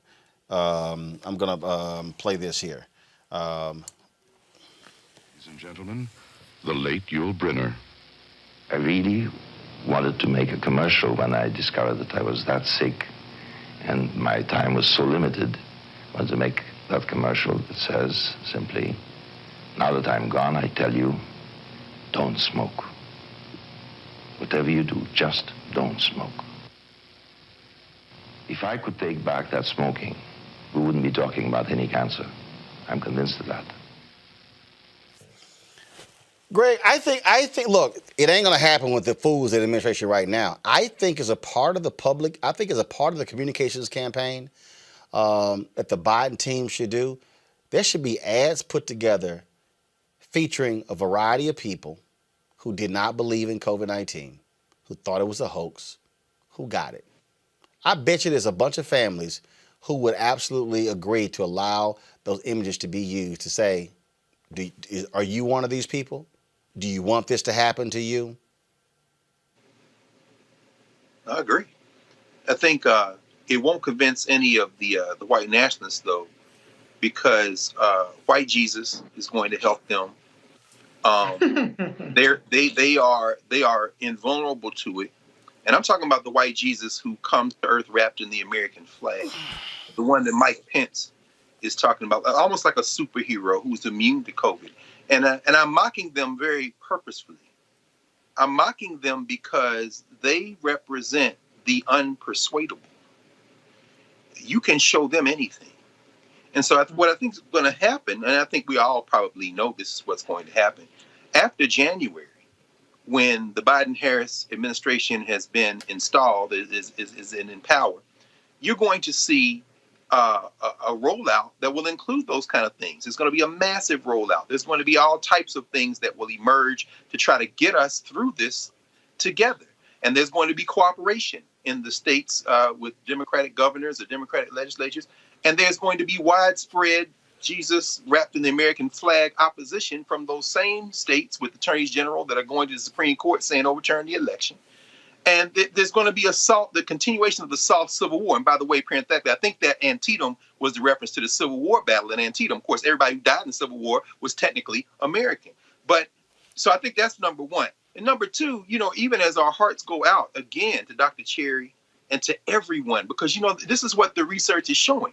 Black people know somebody who is either in that situation or who are there in this situation ourselves. We know folks. The tsunami that is coming now as winter has entered the Northern Hemisphere is not only the tsunami of mental health as it affects the doctors and the first line providers, but mental health that is going to impact every human being in the Northern Hemisphere. Winter is coming now. And I'm talking to us, my beloved friends and sisters and brothers, all four of us, and everybody here. So turn that entertainment tripe off on Fox News. Yes. Because this depression that's hitting folks in the night, in the daytime, you can't touch nobody, can't talk to nobody. This thing is going to get worse by the week. And this is a true tsunami. And talk about something we're not talking about. That's not even talked about at all. Mm-hmm. Great point there. Real quick before I go to a break, to see these ignoramuses from these other states stand behind Texas Attorney General, to me is crazy. To me, it's unbelievably crazy. And what's even more hilarious, 106 House Republicans signed an amicus brief saying overturn the election. 106. Now, here's what I find to be funny, Reese. How in the hell can you be a member of Congress from Georgia and Michigan and Pennsylvania and Ohio and say, overturn the results because voting irregularities, but you won. So all the votes in your race were cool, but it's the other race that was on the same ballot in your state that was bad. This is why, if you're Joe Biden, you can't trust none of these people. You can't sit down with these people. You can't take their word. These folks want to destroy democracy. They don't give a damn about the Constitution. They don't care about the rule of law. They don't care about norms and values. They have no principles. They are sick and demented, and you must treat them as such. Absolutely. And I think, though, that we have to keep in mind that even though these lawsuits are not likely to prevail, I can't imagine that the Supreme Court is going to even hear the case. I mean, it's on the docket, which, by the way, does not mean that they're saying that it has any merit or they're agreeing to hear it. It just means that it's on the docket because they have jurisdiction. But I think we do have to be very wary of the fact that these people are still in power, not so much the House Republicans, but these 18 attorney generals who have signed on to this brief to support the Texas Attorney General. These are the people and their Republican legislators that are going to be over things like redistricting. They're going to be the ones that are going to be pushing for more voter restrictions. The guy down there in Georgia, he wants to now make it such that the assembly appoints Secretary of State instead of it being an elected position. And so the Republican Party, they're not about democracy. They're about white nationalism. They're about white supremacy and white domination. And so they're willing to discard anything. And we're not out of the woods when it comes to that part. This election, it's over. It's done. Joe Biden and Kamala Harris will be inaugurated. And there's no stopping that, but we cannot take it lightly what's happening. And these people are showing their hand and they're tipping their hand. Because they did that, we were allowed to, we knew, let's get these absentee ballots in, let's drop them off instead of mail, let's vote in record numbers. But we cannot let our guard down because these people are still going to be up to this no good activity for the next 2+ years. This is real simple. This is real simple, Erica. This is sedition. Mm-hmm. These people are modern day Jefferson Davises. Mm-hmm. They are. I mean, but these are people that do worship the Jefferson Davises, right? And then this scenario makes me think about back in 2012, Republican governors who signed on to a lawsuit to ensure that Medicaid would not be expanded to their state. You're talking about a time when the global economy had melted down, 2008, 2009. And you're talking about in areas, Georgia, many other states, that people did, in fact, need their health care, right? But these governors banded together to make sure that people that live in those areas, particularly Black, brown, and poor people, would not have access to health care. And so this goes back to one of the things that I say, and I'm saying it because it definitely has meaning, and engaged citizenry. Reese just talked about, we can't let our guard down. We cannot let our guard down, but that the onus is not just on the people that organize and mobilize around these particular issues that impact all of us. It is also on the people on the other side of these screens to stay abreast, to know how is it that they can be in power? How can they use their voice? How can they plug in to make sure that when they see acts like this that are happening, because Republicans are good at one thing, they don't give up. So when people were asking about where's the Tea Party, well, honey, they just evolved. They never went anywhere. They just evolved and expanded. So the onus is on all of us. There were 435 seats that were up in Congress for this election. There will be 435 seats that will be up in 2 more years. But people have got to be engaged now. They've got to be engaged January 2021, and they've got to be engaged January 21st, 2021, and every day thereafter. The thing here, Greg, I don't trust none of them. None of them. And look, and if you're willing to be silent in the face of this, and again, I disagree with Pat Toomey on a whole lot, but he has been blasting the attacks on voting there in Pennsylvania. And these people, no, you're not going to be able to mediate, partner, call it bipartisanship, call it being collegial.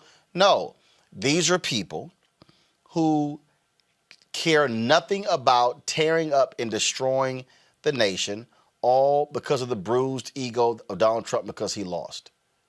They cannot be trusted. No. And Eric is right. This is only, Trump is not the cause. Trump is a symptom of this larger problem. Again, people don't necessarily like to grapple with it, but I say it all the time. This is not a nation. It's a settler state with many different nations in it. And at key moments, it has glimpsed the possibility of peaceful coexistence. And at certain moments, usually when fighting a foreign enemy, either legitimately or not, a sense of unified identity. But it's really not a place where people imagine the thing in a common fashion. So what we're facing right now is the continuing move toward the confrontation with this very simple fact. It's very simple. See, when we hear, President-elect Biden talk about the Constitution, talking about reaching across the aisle, it's a fantasy.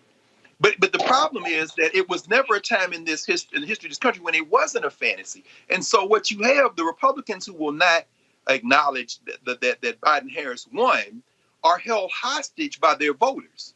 In the 240-some year game of hot potato between the political parties, the GOP now has the hot potato. In order to win any more elections, they have to hold that potato. So they're really acting in the only way they have left to them. Finally, the question of these lawsuits to me is very encouraging. I'm encouraged by these things because what it really does is it reveals the thing that we're going to have to face sooner or later. When the Attorney General of Ohio says that you don't have original jurisdiction, the Attorney General of Georgia, Republicans, say you don't have original jurisdiction, they're bringing up a point of law. Texas doesn't have original jurisdiction. The Supreme Court really was set up in some ways, and I was reminded this by a brilliant lawyer and law professor who was telling me this today. The Supreme Court was really set up to mediate disputes between the states. So original jurisdiction for the Supreme Court, meaning that's where you go to file the case originally, their jurisdiction comes when there are conflicts between the states. This is not a case of original jurisdiction. They have appellate jurisdiction when it comes to disputes on elections because its disputes on elections go through the state courts. So Texas doesn't have standing to file this. I'm very much looking forward to seeing what the court does. Yep. If they issue a ruling or an opinion that's longer than a paragraph, they have revealed yet another layer to the fiction that is the United States structure, which is you're willing to even entertain this on the merits. I am really looking forward to seeing what happens because some of those amicus finally that were filed today include friends of Clarence Thomas, Danford, friends of Alito, Christine Todd Whitman signed on. I'm reading through some of the amicus language, and I'm fascinated about the fact that these people are willing to throw away the entire concept of America, or better yet, willing to reveal that was always fictional. It's only what human beings agree to and consent to together that makes a thing real. This is all words on paper until enough people agree to make it real. Folks, gotta go to a break. When we come back, update on the case of the man shot and killed in Columbus, Ohio, and crazy ass white woman. You know she crazy. And we got one for you. I'm Roland Martin Unfiltered. I think what still impacts and what creates change is when we mobilize. When we say we're not powerless, and if I get with you and you and you, and all of a sudden it's 10 to 20 to 100 and 500 and 2,000 and 5,000, all of a sudden you have mobilized people, that creates that voting power. And then when you throw somebody out, it catches their attention real quick. But not only just that, they have to know what it is that they're standing for. Because if you have friends that talks politics, then of course we're having a decent conversation and I'm being educated at the same time. But if my group of people are not talking about that, then I still don't know. So I can unite with you, and then I'm making sure that you have the voice, but what if you don't have the courage to speak? So you're still getting a group of people together that don't know how to do nothing.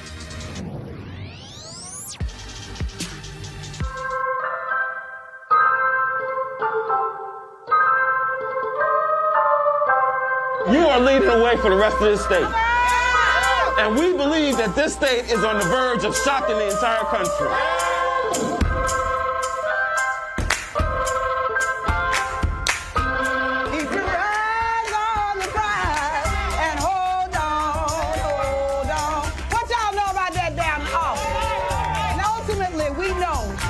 like nobody turned us around.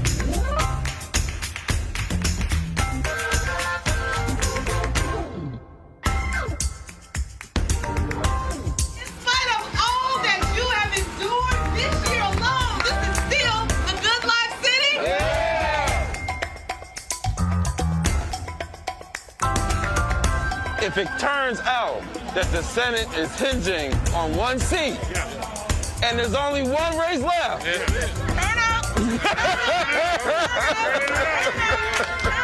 that's right. This will literally be the epicenter of the entire country, right? So we ready. Music has an ability to be able to help us feel connected. And that's because music has a way of speaking for the spirit.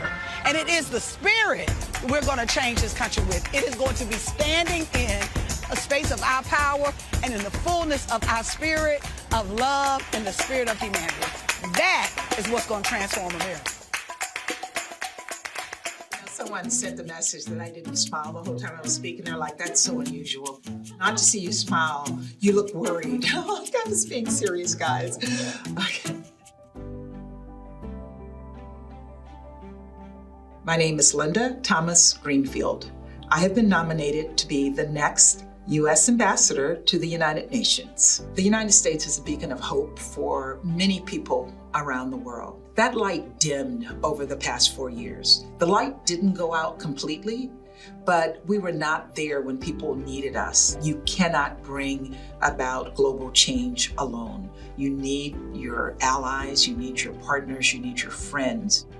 During my 35-year career, I am most proud of the fact that I have developed relationships with people. You develop relationships by having people over to your home and teaching them how to make a famous American Louisiana dish, gumbo, and that's how I came up with gumbo diplomacy. As an African American growing up in the segregated South, my presence will represent something to a large number of people across the United States. I'm getting messages from people in Louisiana who are so extraordinarily proud that a girl from the segregated South actually achieved a position of this importance in the cabinet. Multilateralism is back. Diplomacy is back.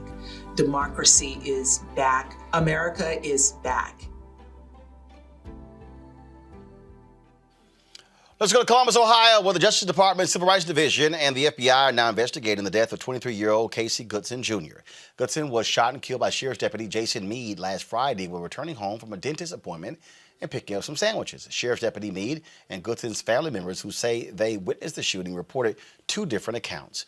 Meade, who wasn't wearing a body camera, said Goodson drove past him while waving a gun at him. Meade says he then confronted Goodson, and when Goodson got out of his vehicle, which was parked in front of the 23-year-old's home. A witness says they heard Meade command Goodson to drop his gun, and when he didn't, Meade shot him multiple times in his torso. However, Goodson's family says he wasn't holding a gun. Instead, he was holding a sandwich when he was shot.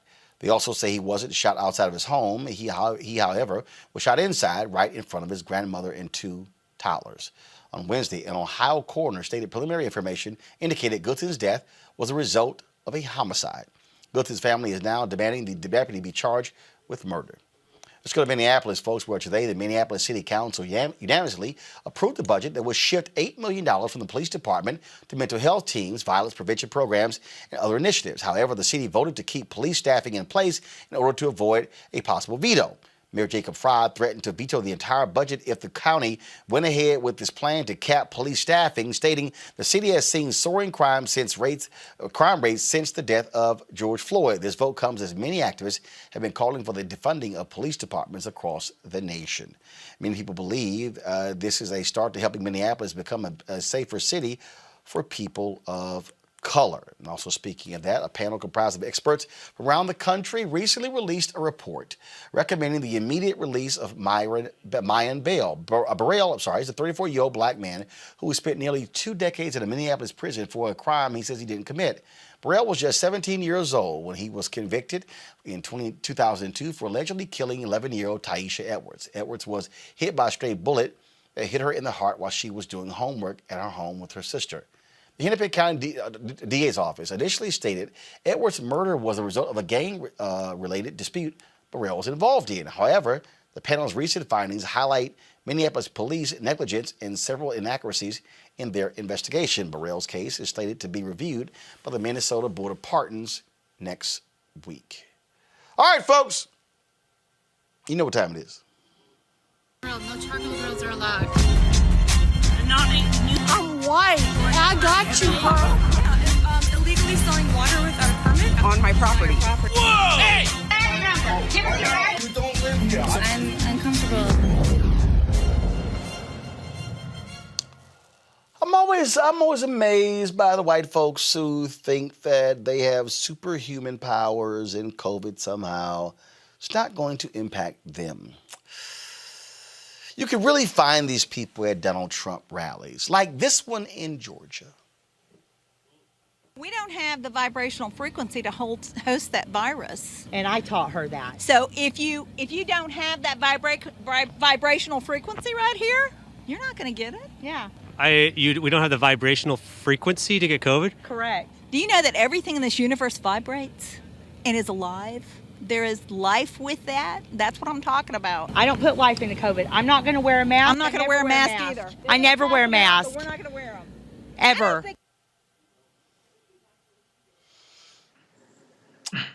Okay, I want y'all to play it again. I want y'all to see how proud this woman is. I taught her that. I saw that.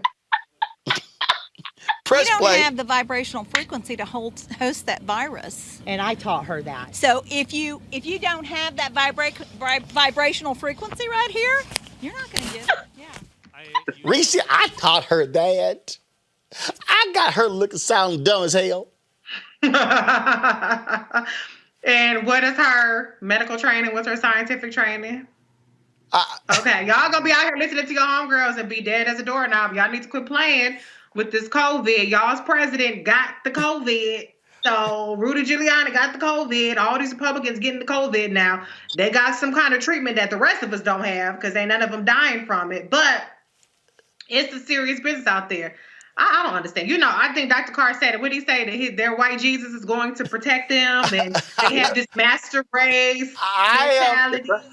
What gets me is one of the biggest First of all, there's a story that was reported at the Biden campaign. They are going to pay a private company, along with White House staff. They are going to completely COVID scrub the White House.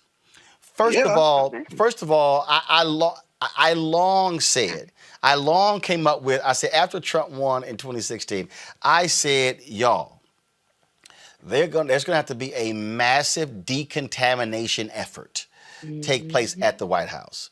I also believe what needs to happen is prayer warriors with anointed oil need to go through the White House and pray out all the demonic spirits. Matter of fact, the thing might collapse, brother. Huh? The building might collapse. I mean, you know, if they do that, it won't be no White House, brother. I'm just, in fact, Erica, I believe what needs to happen. I believe that Joe Biden and Kamala Harris need to call in a group of prayer warriors and call on the angels from Africa. Definitely won't be no country. Roland. But listen, it definitely won't be no I'm down with the oil. I'm down with the speaking in tongues. I was over here rolling just a second ago, so I'm all down with there. We knew that place had to be defunct anyway, particularly when we saw that there were mice where the press would gather to get briefings from the press secretary. But just along the lines of, you know, watching this 74 million, the 55% continue to exploit themselves, you know, this is just really more of they're worshiping at the feet of their master. And so I hear what you're saying, Dr. Carr, but I don't even believe that is Christ. This is their master. This is who they worship. This is who they lay at the feet of.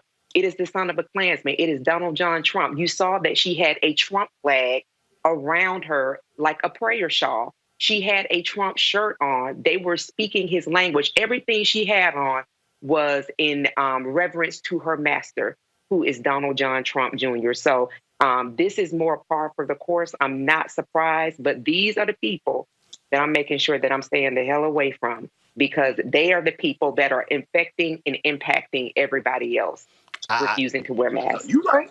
I mean, clearly they are parishioners at the Church of Paula White. I can't help but. But see, wait, hold on.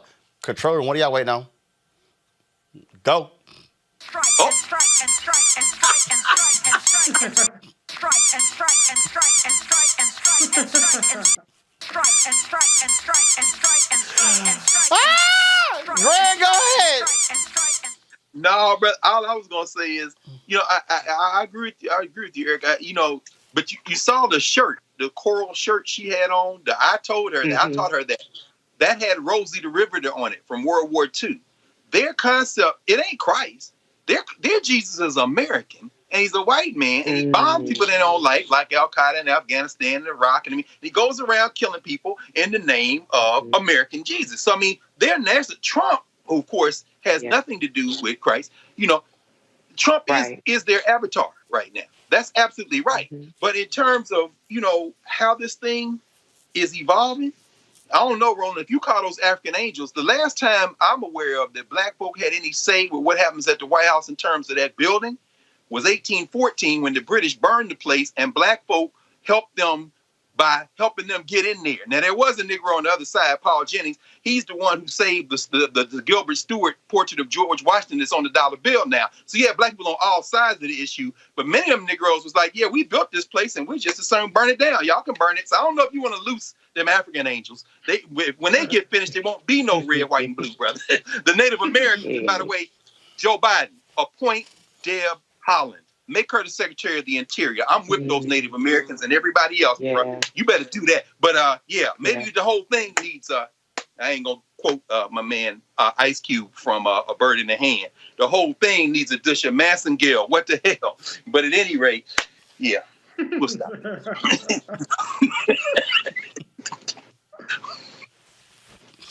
I'm just saying. Clean it up. Clean it. Great. I wasn't expecting that. I wasn't expecting that. Okay. Really great. That's old school. Your ass, you ain't lying. Your ass. I only know from seeing it hanging up. The whole thing is funny. That's what. Okay, we better stop. I'm just saying. I'm not ex. I don't know nothing about that. Oh my God, Greg. Oh my God. Ooh, Jesus. Call him. That's the one. That's the one my mama knows. Call him, Eric. Yeah. Did he say Massengale and the thing hanging from? No, Ice Cube said that. And you knew Roland was gonna repeat it. Yes, of course. Greg. Water does it. Oh my God. I don't know though. That was I deep. don't know nothing about this. Y'all supposed to be helping him. Yeah. That was deep, Dr. Carr. That was deep. That was real deep. Was it? Love. Mm-hmm. Okay. I think we're gonna end the show on that one. Yeah. I mean, we talking about fumigating, exercising, demons, praying them away, and Greg go to Massengale. Okay. All right, y'all. All right, then. If y'all want to support Roland Martin Unfiltered, that's the kind of commentary you're not going to get on Fox News, CNN, or MSNBC, ABC, or CBS. You're probably not going to get that on TBN, Daystar, Oxygen, OWN, or Lifetime either. So you can support what we do by joining our Bring the Funk fan club. Go to Cash App, $RM Unfiltered, PayPal.me/R Martin Unfiltered, Venmo.com/RM Unfiltered. Zelle is Roland at RolandSMartin.com. You want to see any money ordered to New Vision Media, Inc., 1625 K Street Northwest, Washington, D.C., 2006. Every dollar you goes to support this show and what we do. Of course, we are out here trying to, again, make this thing possible. Really, really taking this whole thing to another level. Let me give a shout out. Michael Capers, George Tucker, Benny Briggs, Marvin Bryant. I read their names on yesterday. There are some other folks here who I want to shout out who contribute to our fan club. First of all, if y'all have not received, if you have not gotten your name on the list, please just shoot me an email and we actually will do that. Also, Ramil Adams, Darlene Ward, Gwendolyn Barnett, Darnell Ruff, Roz Perot, Sheila Sarr, Zaire Terry, Rashawn Strickland, Nancy Piles, Elbert Washington, Ernest Mims, Calvin Hurd, George and Pamela Bennett, Tawana and Dwayne Thomas, William Stevenson, Jacqueline Anderson, Vivian Washington, Sarah Elizabeth, Bernice McLaughlin, Anna Francis, John Earl Shelton, Benny Briggs, Michael Capers, George Tucker. Folks, we certainly appreciate y'all supporting the show. Erica, thanks a bunch. Reese, thanks a bunch. And Professor Massengill, we certainly appreciate it. Thank you so very much. All right, I'll see y'all tomorrow. Roland Martin Unfiltered. Hi!